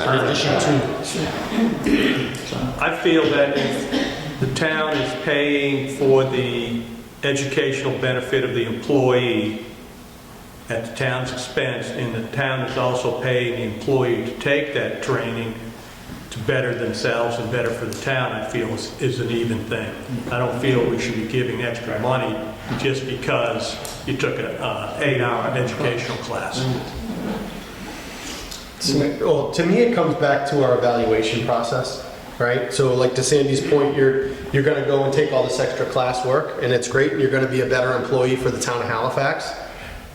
You can make that case to your supervisor, and you can say, look, I'm doing the extra work, right? So to me, you're going to become a better employee by taking these, and you should be rewarded for going that extra mile. And so that to me, that should be, you have a better chance of getting a higher incentive by taking that class. You're a more effective and better educated employee.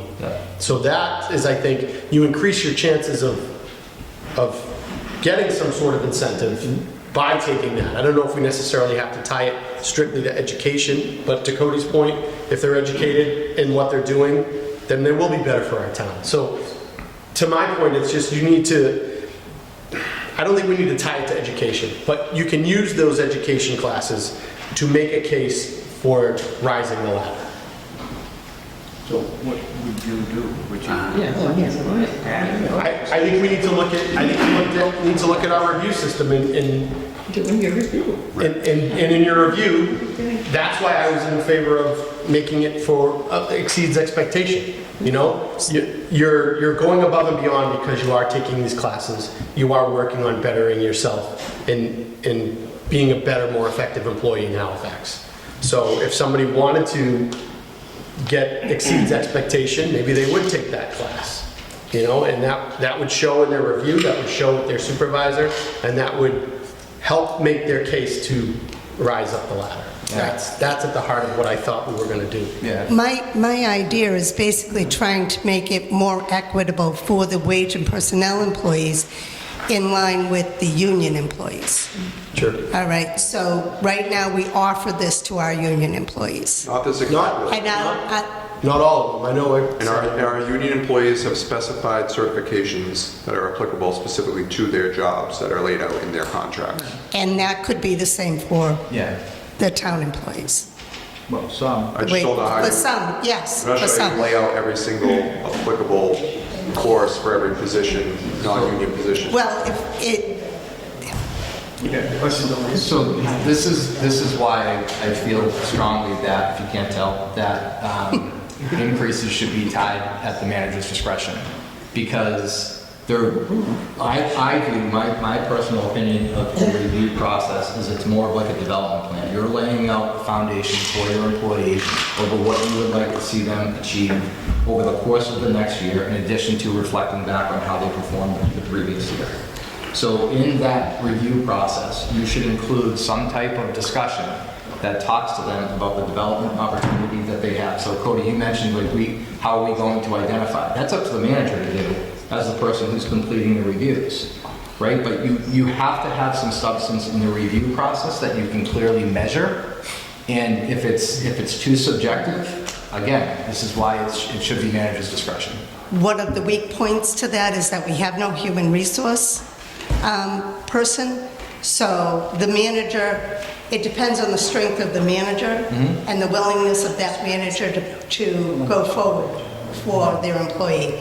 And sometimes you have really strong managers who will do that, and then the next department over, that manager's not going to go out on a limb.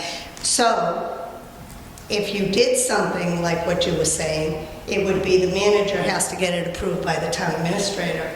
Because right now, he's our human resource person.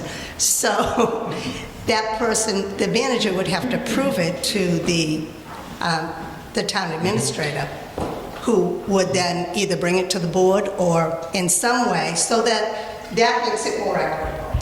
So that there is one judge who can even the playing field. And it's not, this manager's doing it for this one, and this manager's not doing it for someone else who's putting out the same effort. It's a difficult situation, and it's very difficult. And that's also a little bit of a training issue as well on the managerial side, right? So talk about employees being trained on it, and managers to be trained on it as well. Yep, okay. Jim, did you have a point? I just want to, I think that we as the town do a pretty good job incentivizing our employees for self-development by paying them mileage or other small pieces for them to go there. Once they go to the class and they take it, I'm in line with what Frank says, that shouldn't be something that you get as extra because it's self-development. It's not as if we're buying a new tool for the town that's going to stay with the town, because when that employee leaves, he's going to take that training with him, and it's no longer here. So rewarding him for a short, and to me that's just myopic to treat it that way. So I think what we do currently should be sufficient. All employees should want to get better at what they're doing, except for the average employee who just wants to come in and punch the clock and get his check. And if we start throwing out education stipends or whatever, that's not really going to kind of drive what I think our purpose is. I kind of think on the equity issue, there's like, the town accountant has a lot of opportunities for educational incentive, so to speak. I mean, the certification that she would get that she can use and so on. I don't think that applies across the board. Like our building maintenance department, I mean, what possibility education that could they take that would really impact their work, right? I mean, go to school to be an electrician? I don't know.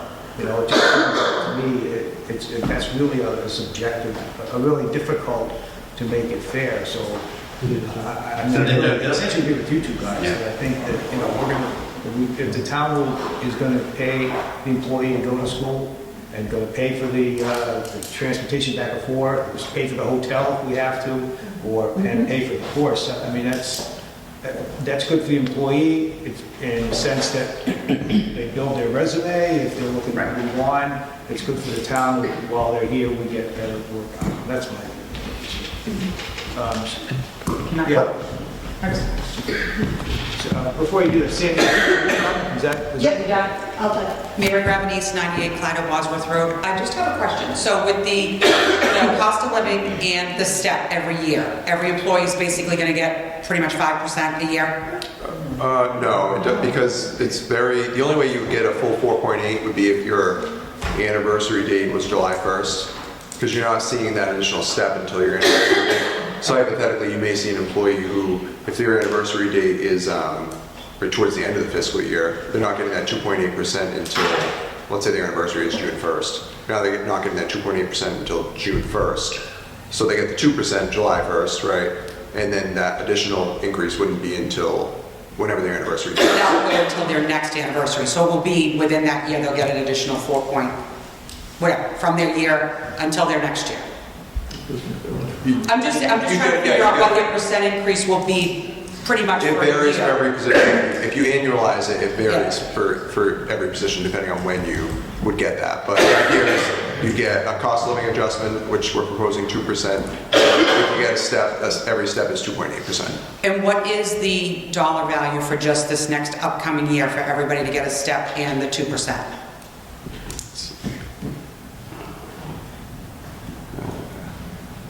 It is around $200,000 or $217,000. And so the next year will be even more than that because it's 2% on top of that plus the 2 point. Okay. Mary Stratton, did we reach a consensus on the last point? No, I need to take a vote, I think. So we did. We need to take a vote. Okay, so let's, I suppose to phrase it, what section is it? This is, just so we're all talking about the same thing.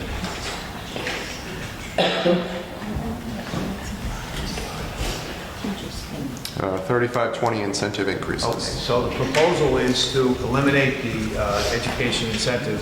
That's what we have as a proposal. Does anybody, let's say by show of hands, do we want to, do we agree with that? We'll put it down. I'm just trying to figure out a way to say this, that's all. So does that, by show of hands, do we agree with eliminating as is proposed in there? So if you do, then raise your hand. Okay, so we've got 1, 2, 3, 4, 5, 6, 7. Okay, so as a consensus, then we're going to just leave it as proposed. So eliminate the incentive increases. Eliminate. Correct. Yes, yeah, it's eliminated as our proposal. So obviously, there's a disagreement. Yeah. We have a consensus. Okay. Anyone else have anything else to tell us? Did you have a question early on? Oh, yeah. Eric. Eric Rossini, 6 Deer Run. On the part where they have the sick bank, let's just say somebody's sick, they come and they ask for the days. Do they have to keep coming and asking for so where I work, we have a sick bank. You get 30 days, and then you have to resubmit paperwork from the doctor's office. So it's every couple of months you have to almost get reevaluated to see if you're still entitled to that sick bank. Is there any wording like that in there at all? Let's see.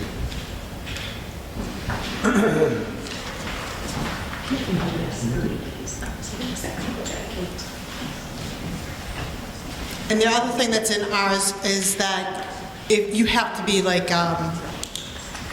almost like professional status, you have to have been working for, let's say, 3 years before you're even entitled.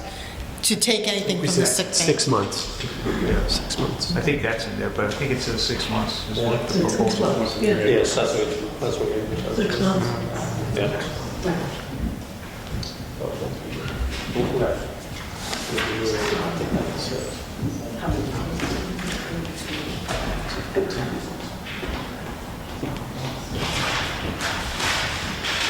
So we don't have it as a reevaluation period. They just have to provide the documentation, and then we limit it to,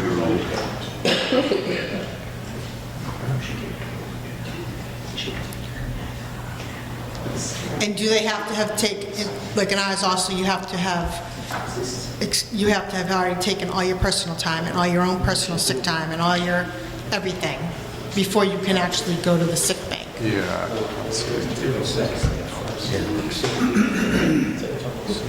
Short term, and so something like 30 days disability, and then you go to the bank. Yeah, exhausted all sick leave and is using, If you run out of time, then you can see the bank. so we just have it as sick leave. They have to have exhausted all sick leave. But not like personal time, vacation time, and all that stuff? As written in here, no. Is that anything to consider? I would. And I also think that they should have, and I understand every circumstance is completely different and devastating and all that stuff, but somebody can't just automatically think like, okay, I've got all my sick time and I'm just gonna get these 90 days no matter what. They can't, you know what I mean? I don't know, just a consideration. So what's the group think about that, making, I guess what you're suggesting is that we add to this to say that all personal time and vacation time has to be used for, and sick time has to be used before you can get to the sick leave bank. What does the group think about that? I think that's fair. I mean, I think that should be, yeah. That's Okay. We have want to take a vote on that, so we want to make that change. So if you do, raise your hand. What do you think the answer is? He wants to know what the change. That you have to exhaust. Yeah, to exhaust, Exactly what the change is. Oh, the change would be, it would be added into that. It would say that you have to exhaust your sick time, your PTO. essentially PTO, which you don't have. But sick time, vacation time, and personal days before you can get to the sick bank. Can I just ask, how is the sick bank funded? Like, is it people say, oh, I want to give 3 days of my time or 4 hours? It's a voluntary basis, it's just whoever wants to put, okay, I don't know. Yeah. Cody, what's the max that you can give? 200 hours per employee per year.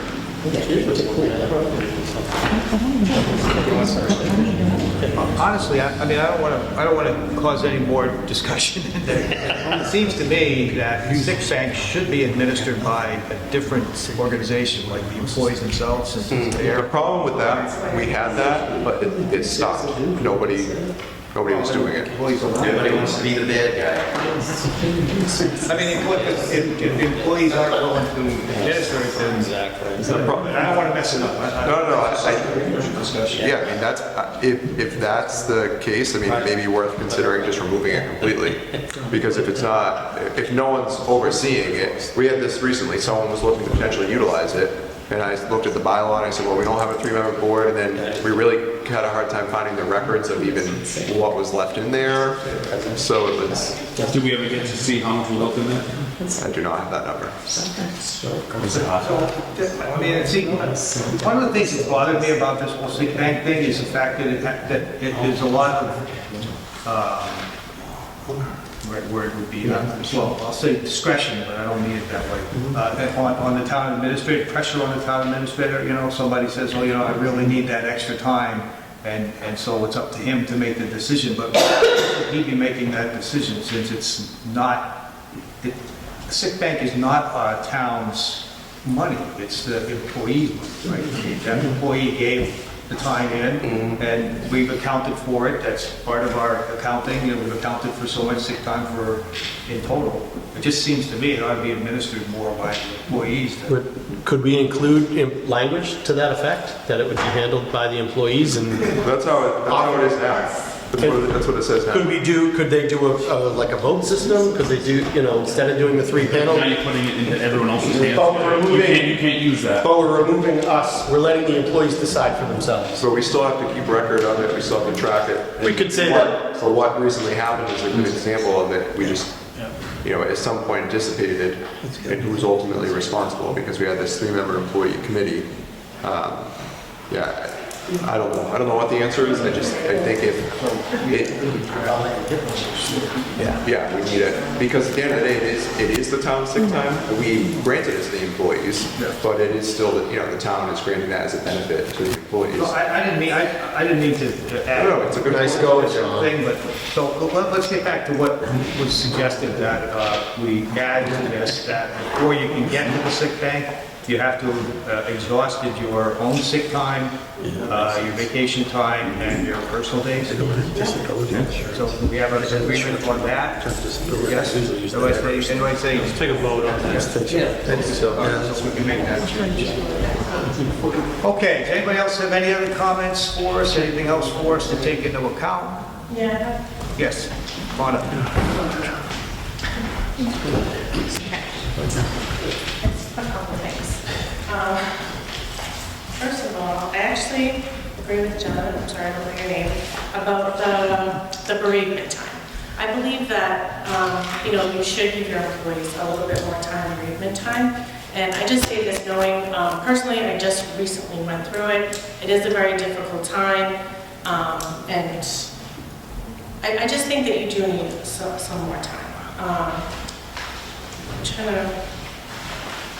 Excuse me, on the bereavement time, so our discussion that we had, I think, I might be wrong, but I think the discussion we had was not on immediate family, it was Right. on the aunts and uncles and so on. Right, That's what you're in-laws talking and about? Stuff like that. But that's why I'm saying I agree with him because of people's situations and even if you do have to travel, if you do live with your in-laws or, whoever, it is a very difficult process. Like there's so much to do. Like never mind the whole grieving process. There's, just taking care of your family member, like taking care of your spouse. Like, their mother or father just died. It's just a lot. So my suggestion was, if you did just give everybody, say like the three days, and then you could put it in for approval. So if I do need extra days, if I do need 5 days, because I have to go out of state or whatever, put it in to get approved, to go through the town administrator, obviously through your department head, and then get approval. But, to at least put it in there that you can try to get it approved to get extra bereavement days. Even if you just do up to 5 days. That was just my suggestion. I believe that if you've got personal time, vacation time, that time can be used for that as well, in addition to your bereavement time of 4 days or 3 days or whatever it says in the bylaw currently. You have your extra days that you can utilize that time for travel, because adding one more day here isn't going to take up for travel and all of those things that you're talking about. I've gone through the process as well when I lived cross country and had to come back to Massachusetts. And I was here for 2 weeks to deal with the situation with my family's estate and things of that nature. And I used, over my 4 days of bereavement, I used my vacation and personal time to do that. Right, and that's understandable, I understand that. But I'm just saying, I don't see the issue with getting approved to get some extra days. Like, I didn't have to go out of state when it just happened. However, I was still out for, over a week, to deal with, to help my mom and to help, the situation. Understand, but why couldn't you use your vacation and/or Well, I did. personal time? I had to, but Right. I'm saying, wouldn't it be not a terrible option to give your employees some extra? I understand that, but as a public entity and taxpayers paying for that, we only have so many dollars to work with. Right, I understand. It's just Okay. my suggestion. Yep, So I just want to clarify that my recommendation, I completely agree with what you're saying, Frank, that everyone has their PTO that they can use when the situation calls for it. What I'm saying is that the characterization of the individual within the family that passes away should not dictate the amount of time or the amount of flexibility we're going to give an employee in that situation. That's what I'm saying. I'm not saying that you should be using PTO or not PTO. If you need to be gone for 2 weeks, use your PTO. That's reasonable. But if you're going to be gone for 5 days because you have to go to Connecticut to bury your aunt or your spouse's aunt, we should afford that same flexibility. I mean, we just talked about incentives for an employee. I mean, we want to be an employee where people want to stay. Let's start with the basics of the human nature of life, which is showing the same treatment across the board. That's what my point is. We're essentially giving values to people's family members. Right. And not every family, to your point, is constructed the same way. The recommendation would be a flat number, that's what we talked about before, a flat number, and the flat number would be 3, 4? I think it should be consistent across the board, regardless of what the family member is. That's what it should be, in my opinion. Okay, so we'll talk about that in a second. Do you have anything else you want to bring to us? Yeah, I have 2 more things. Next, the other thing was the meal break. So in here, you know, it says that you get... Tammy, where are you? What, can you tell us what page it's at, or what? It doesn't have pages. 35 dash what? It's 35-23. 3523, meal breaks.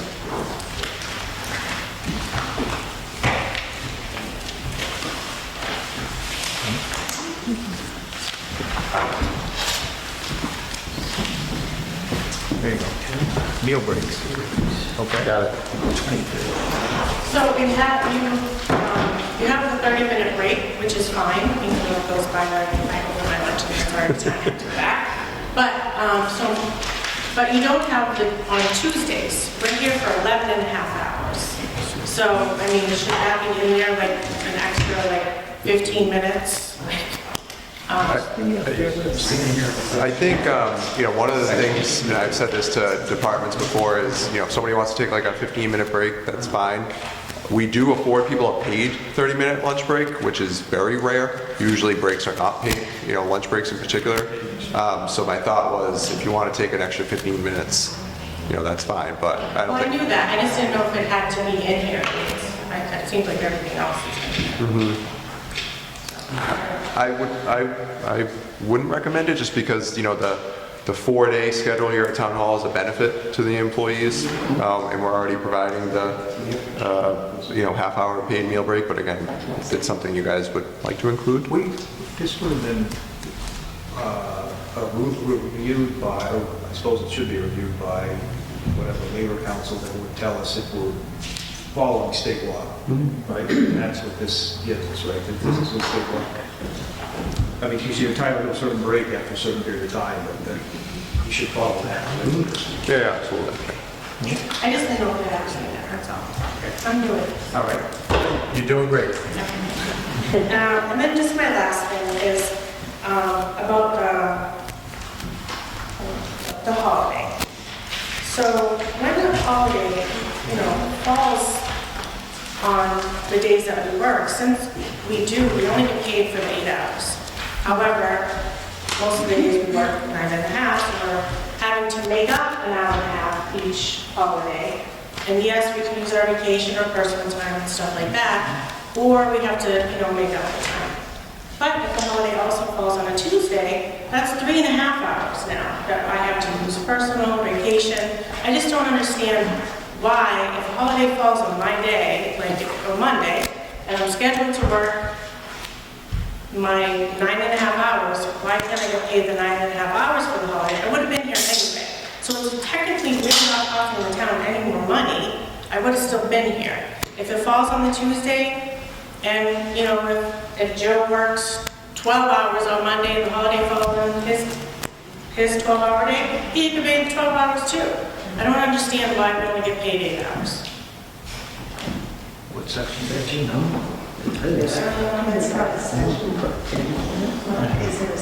Section 25, I think? 26, 3526. That's the page? Page 18, 3518 is the page. Section is 3526. So 18 you said, Frank? Yeah, 3518 would be your page, and 3526 would be the item. So Tammy, your consensus is Tuesdays is our long days, right? So those we're open extended hours. So if the holiday falls on that extended hour day, Any day. If it falls on a Monday, right? I work 9.5 hours, but I'm only getting paid 8. Why? I'm still working 9.5. I mean, The concern is an equity point of view. We have departments and operations that can't, work a 4-day work week. It's one of the nice things about, the working here is the 4-day work week. But like Council on Aging, the library, for instance, they can't work a 4-day. We need them there Monday through Friday. So it becomes an equity issue of they don't have that option to have that schedule. And now they're technically would be getting compensated less for their holidays than, the schedule here. They're getting compensated for the hours they would work.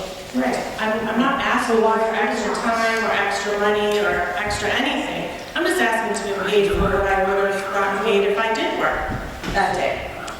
So can you word it in a way that says the full holiday is defined as the employee's normally scheduled hours? Something to that effect? So that We certainly could. The only concern is the employees who don't have the ability to work a separate schedule. But that would be covered. So if No, it definitely would cover us. It's just an equity thing.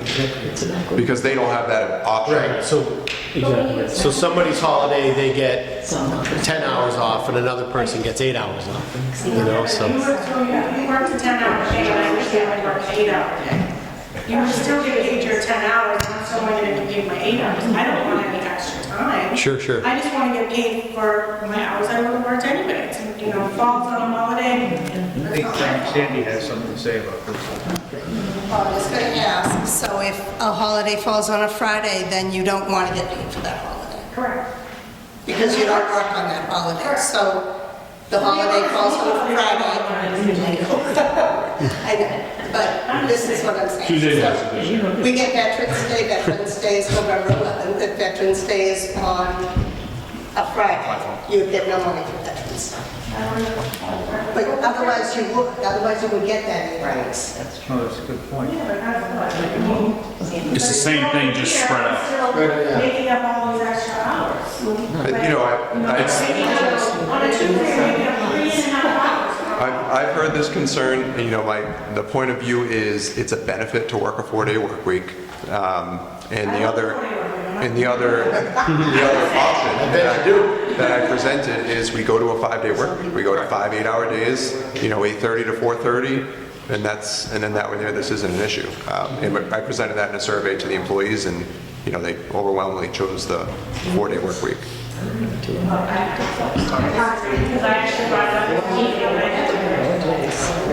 come on up. Come up, Peggy. Oh, one at a time can talk. Yeah, understand it's being said. I'm Thank you. Peggy Salter, Board of Health, the administrative assistant for the Board of Health. June, I'll be here 17 years. So I've always been 30 hours, and I've never worked a Friday, and still had to make up my time. So if I'm not working Friday and the holiday falls on a Friday, then I don't get paid for Friday. And when I'm interviewed and I accept a position, I'm accepting the hours you're offering. That's just my point. I didn't catch you. What do you want to do? When I go to an interview, if there's a position open and I go to an interview and it's a 5-day work week and I accept that position, I know what I'm accepting. I'm accepting a 5-day work week. Right. If it's a 4-day work week, then that's what I'm accepting, so that's what I get when the holiday falls, on whatever day. What do you want to make a change to something? I'm not following what do you want to change? She's trying to get to what you want to do. The holidays, what Tammy said, that if we work an 8-hour work day, we should get paid for an 8-hour work day. If we work... That whole day, okay. Okay. Whatever you work, yeah. All right. Okay, anyone else have any comments? So let's go back to the committee here. We 3 points to figure out, so we're going back to the extra bereavement. Does the committee want to change anything? I know you do, but there's consensus here. I'm just trying to move this along. Yeah. Let's have a show of hands. do we want to leave the bereavement as is? All right. So right now it's 3 and 4, is that what we have, Cody? We have just I was trying to slide that. He did it the right way. So by show of hands, we'll leave it as is? Yes. Show of hands. So we have 1, 2, 3, That's part 2. 5, 6, 7. So we have 7. So we're going to leave bereavement as is. Meal breaks, I mean, state law trumps any bylaw we have anyways, so whatever state law is, we already do afford the benefit of a paid meal break. That is a benefit. So meal break is paid. Yeah, 30-minute paid meal break. 30 minutes, yeah. 30 minutes. Good idea. all right, so do we, Dan, something about meal breaks? We're never gonna have a Law says you have to give your employees 2 paid 15-minute breaks if they work 8 hours. Right. You don't have to pay them for their lunch. What we do at town hall is we don't take our 2 15-minute breaks. We get a paid lunch. So that's what it is. As far as the extended hours, though, there may be something in there that you have to give an additional paid break for that number of hours. Every 2 hours? That's what I'm double checking. Maybe 2 hours is 15 minutes. It might be something like that. I know that if you work like 6 hours, you get 1 15-minute break, and then if you work 8 hours or something. It's a half an hour, Yeah. 6 hours. I think, so definitely something. Can I just suggest that we have this reviewed by, Yeah, whatever state law is. Yeah. and whatever Whatever the state law is, the state law is. I don't think we need that in the bylaw though. I mean, state law trumps whatever bylaw we have anyways. No. Yeah. all right, the last thing is this issue about holidays. First of all, does this group, the Wage and Personnel Board, want to consider any change? Yes, ma'am. Did they have the choice of working for 10-hour days and not have Friday off? It wasn't mandatory, correct? Yes or no? We've tried to make it mandatory, but if employees are really against it, we've allowed them to work a half day on Friday with the contingency that is your schedule. It doesn't change back and forth. That's your schedule. So it was offered, you could work for 10-hour days and have Friday off, is what I'm asking. That's what the schedule is. Not for 10-hour days. It's you do 9.5 hours Monday, Wednesday, Thursday, and then you do 11.5 on Tuesday. And when they're hired, those are the hours they're hired for. Now it is. What do you mean? Now, it wasn't before. No. Okay. So, having heard everything, what's the consensus? Do we want to review this holiday issue or not? So, let me say, anyone wants to leave it as is without changing it? Let's have a show of hands.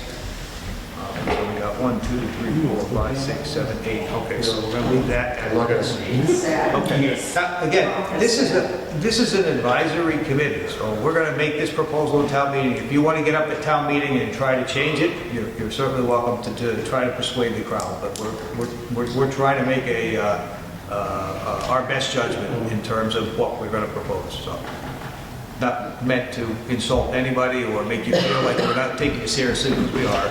But again, we have to make a decision. All right, next up, so let's do a formal vote on the bylaw as amended. Amended tonight. Yeah. As amended tonight, with the changes that we talked about. Is there anything else? Speak now or forever hold your peace, Scott. We're going to discuss the evaluation forms. That's next. Yeah, that's not part of the bylaw. That's not part of the bylaw. Just that, we're all talking about is the bylaw itself. Go. Doesn't the bylaw spell out the evaluation form? That doesn't. It spells out evaluation, but not the form. Okay, so all those in favor of recommending the bylaw as amended and presented tonight, raise your hand.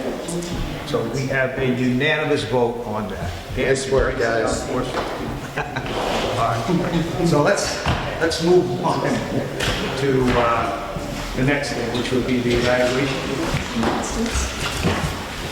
Yep. We do. So, in speaking with our labor council, he had reviewed our existing evaluation forms that we utilize, and he recommended some updates. We also, there's been There's just been a inconsistency. Oh, sure. Can I just say one thing? I just want to thank the board for recognizing that the employees do know what's expected of them and work hard. So thank you. Night, guys. There was inconsistency across departments using different forms. There was one on the website, but again, I would receive 2 or 3 different kinds of evaluation forms. And then in speaking with Labor Council, his recommendation would really be to implement forms like this. These directly came from him with some tweaks. You'll see the first one is the regular just town employee evaluation form. It does, yes. So that, and I mean, it's pretty self-explanatory. It's pretty, straightforward. You provide the ratings on the scale of 1 to 4. So, 3, a rating of 3 would meet that, be satisfactory. Right now, we have the most recent form I've looked at is 5. It has 5 different ratings. So you have satisfactory, above satisfactory, and then exceptionally above. Outstanding. Yeah, I'm sorry, outstanding. So this is more of just the ratings there on the several categories, and then you have a summary, right? Areas for improvement, strengths. And then the second one is specifically for department heads. That includes a self-evaluation component for the department heads here. Again, this is more of the 5 rating for department heads, where you have the meets expectations, exceeds, or exceptional. And this is not as number driven, but more, detailing your accomplishments, goals for the year to come. You do still have some of that numbers aspect in there under the categories. He recommended that you have 2 different forms, one for managers and one for employees. Yes. That's a good idea. Okay. Why don't the employees of the town, the rank and file, let's say, have a self-evaluation form? We could. I think a lot of it goes to the level of the level that goes into our department heads and managers in doing these evaluations for the staff. So trying to keep them simple, on the simpler side. That was the idea behind this. I think that a self-evaluation form by the employee, when submitted to his department manager, would help both of them in the evaluation of the employee. It certainly can. Again, it goes back to what I've experienced in the past is sometimes that happens, and then the manager will copy and paste exactly what the employee posted in their self-evaluation. So the idea with the department heads is either myself or the appointing authority or board is doing the evaluation, and there is typically more attention to detail than there would be with some of the other some other departments, just depending on the level of management. But again, we can certainly look to include that. This is just kind of what Labor Council had recommended based on what he's experienced in other communities. Well, it allows the employee in self-evaluation to be able to give his input ahead of time. And he can let his manager know what his goals are, what his goals for the upcoming year would be, that he wants to take training, that he wants to do this, or he'd like to move to a different department, whatever it might be. And if we're concerned about a manager that is cutting and pasting the self-evaluation of an employee, then we've got an issue with the manager. Yeah, I completely agree. And that needs to be dealt with. Or do we just have the employee send the self-evaluation into the town administrator, and he provides that to the manager prior to the interview and evaluation of the employee? No, I mean, I would recommend keeping it with the department head. They know what their staff is doing. I'm not in intricate details of every department to know what each individual staff member is doing. I try to review these as they come in, just to make sure that they're, at least there's effort put in. And I'll continue to do that if there is a self-evaluation component with regular employees, making sure that, department heads are not just, copy and pasting.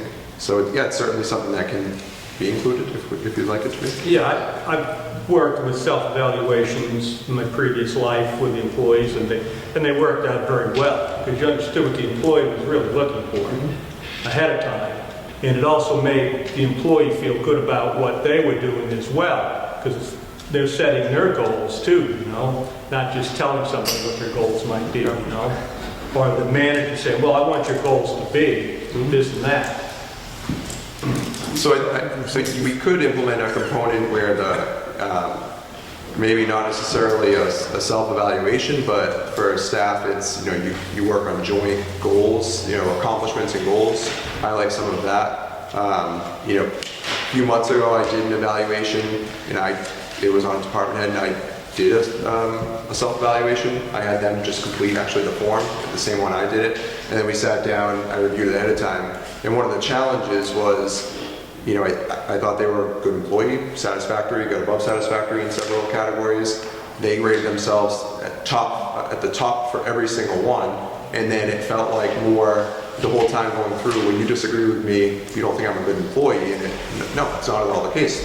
You're satisfactory or exceed satisfactory. It exceeds expectations in several categories, but they've done their own evaluation at this point, and they feel that their evaluation is kind of the way it should be. Yeah, but we're not asking them to rate themselves on the 1 to 4 scale.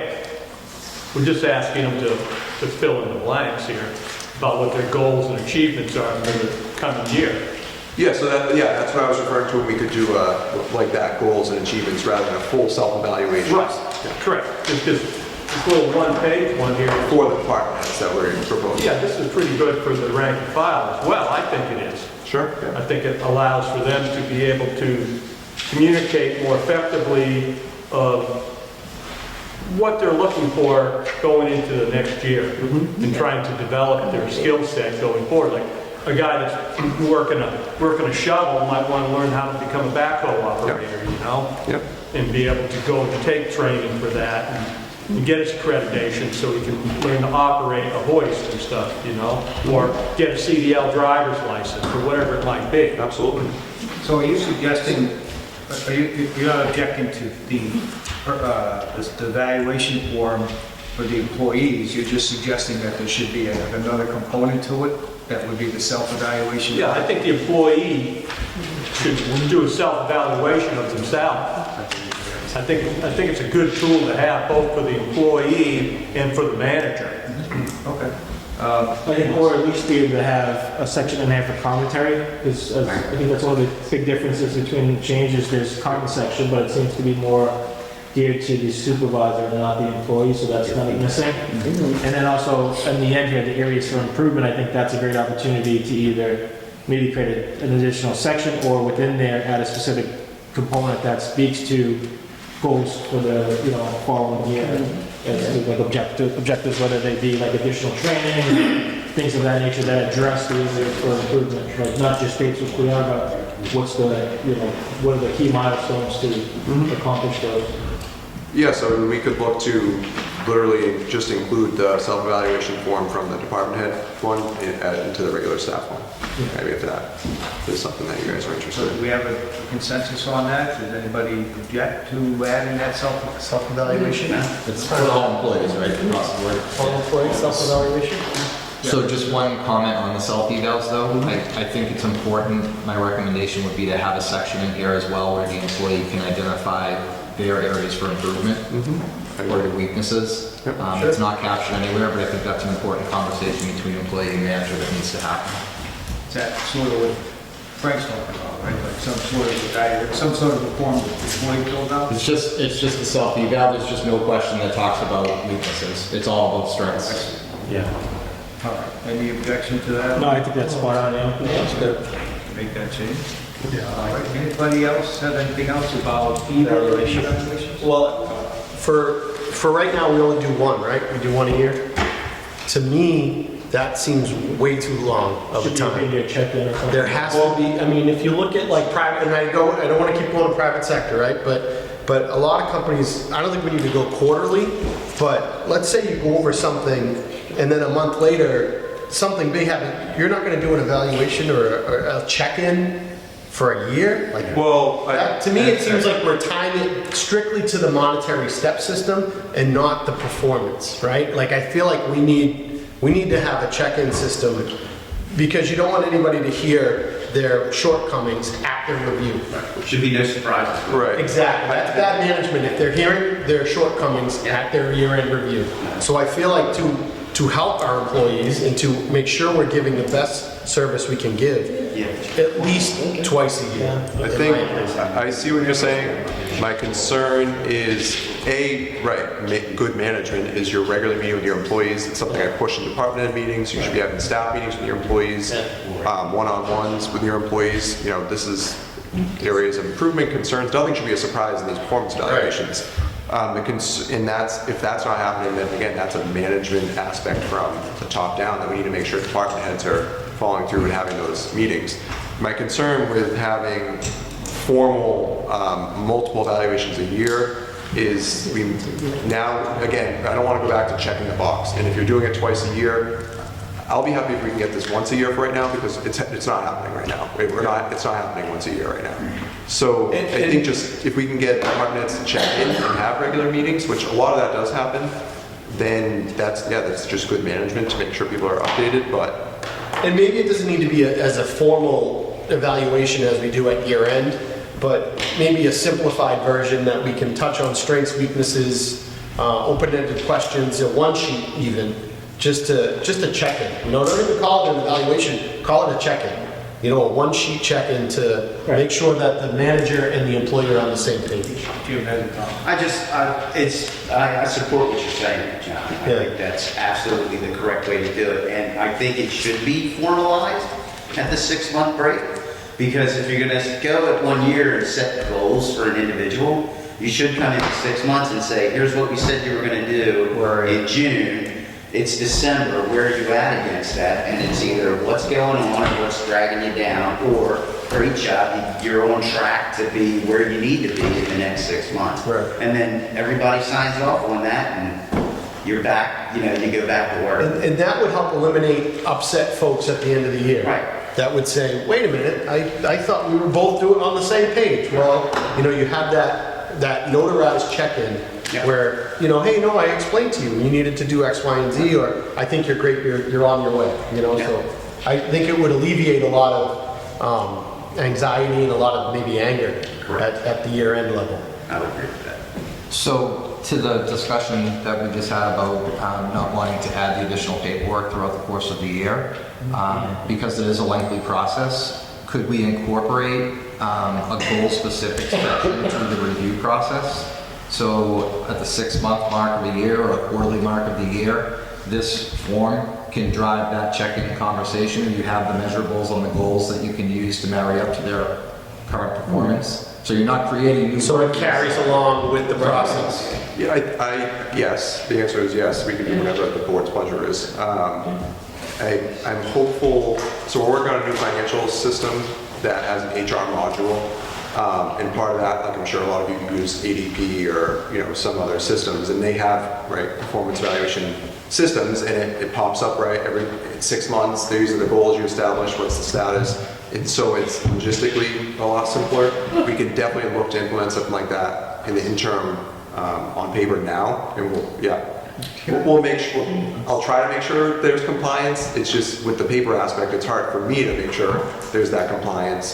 But we can definitely implement it, and then the goal would be once we have the HR module, I will be able to pull a report and say so and so hasn't done their check-in, and then I can really enforce it. Not to say that I won't now. It just logistically a lot. Are these annual performances done at the same time of the year, or they're individual to each employee? Each employee's anniversary. Well, that's It's done on their anniversary. That's simply if you're going to Keep track of everything. Yeah, like like you're saying, it's better than doing 100 at once.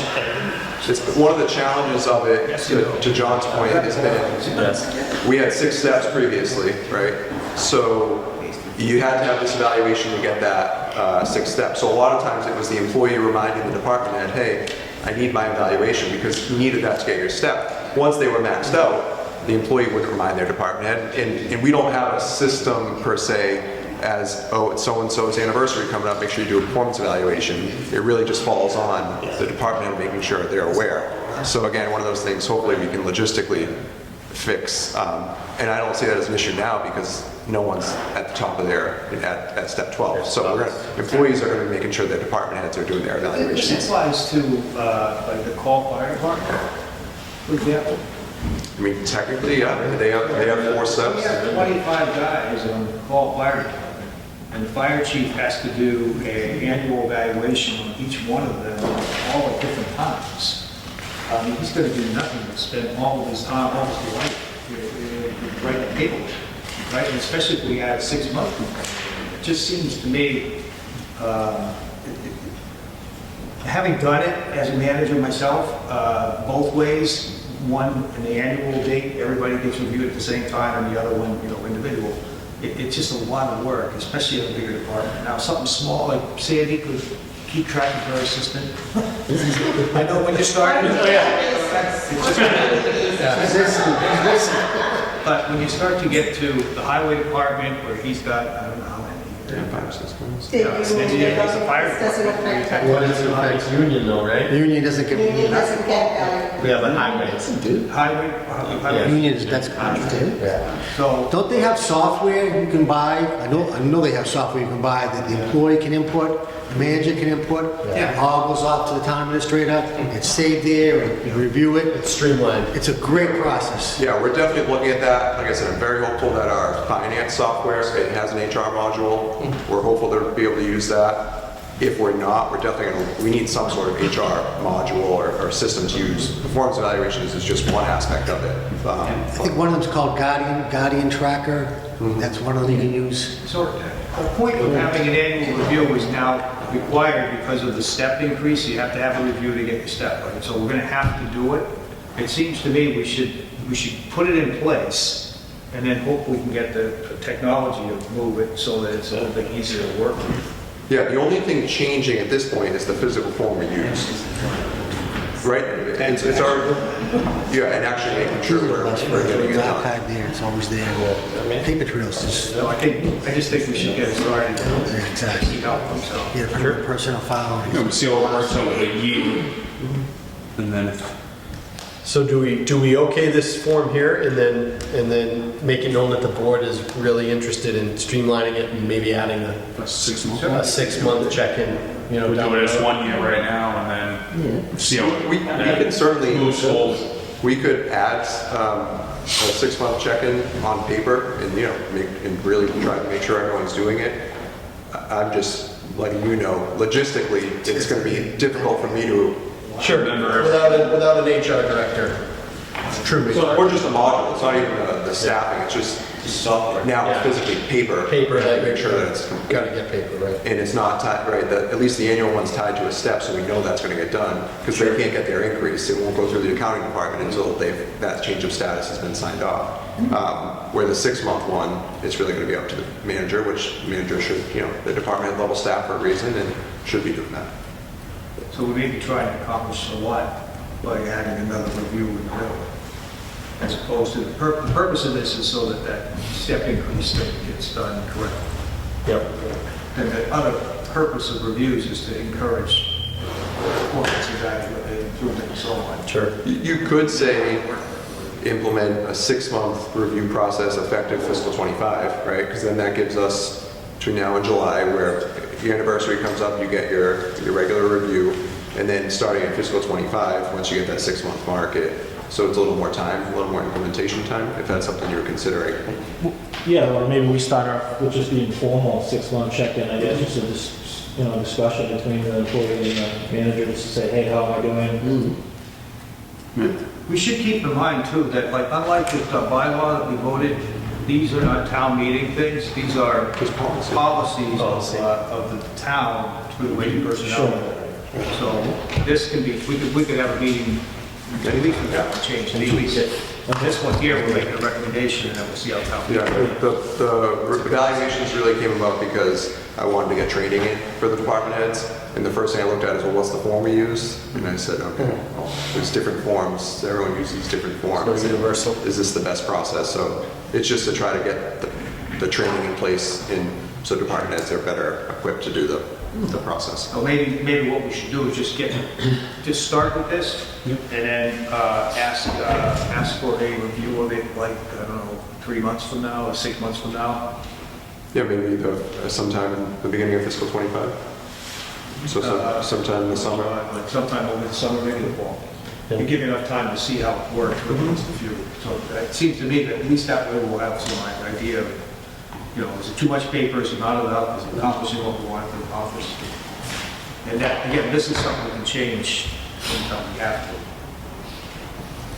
Okay. Yeah, I think the 4-point scale is fine. I would just suggest that we change the language on here to match the bylaw, so 4 is above average and 3 being satisfactory, so it directly ties back to the... Oh yeah, I'll make sure that's consistent. Yeah. So that we're saying, Are we going to be able to include a self-evaluation form for the employees for their manager? Yeah, I would anticipate taking that self-evaluation, updating it based on EJ's comments to areas of improvement for the employee to also note, and then just making that standard for both the staff level and for the department head level. Okay. Okay. Give me 1 second, I'm just putting a reminder in here.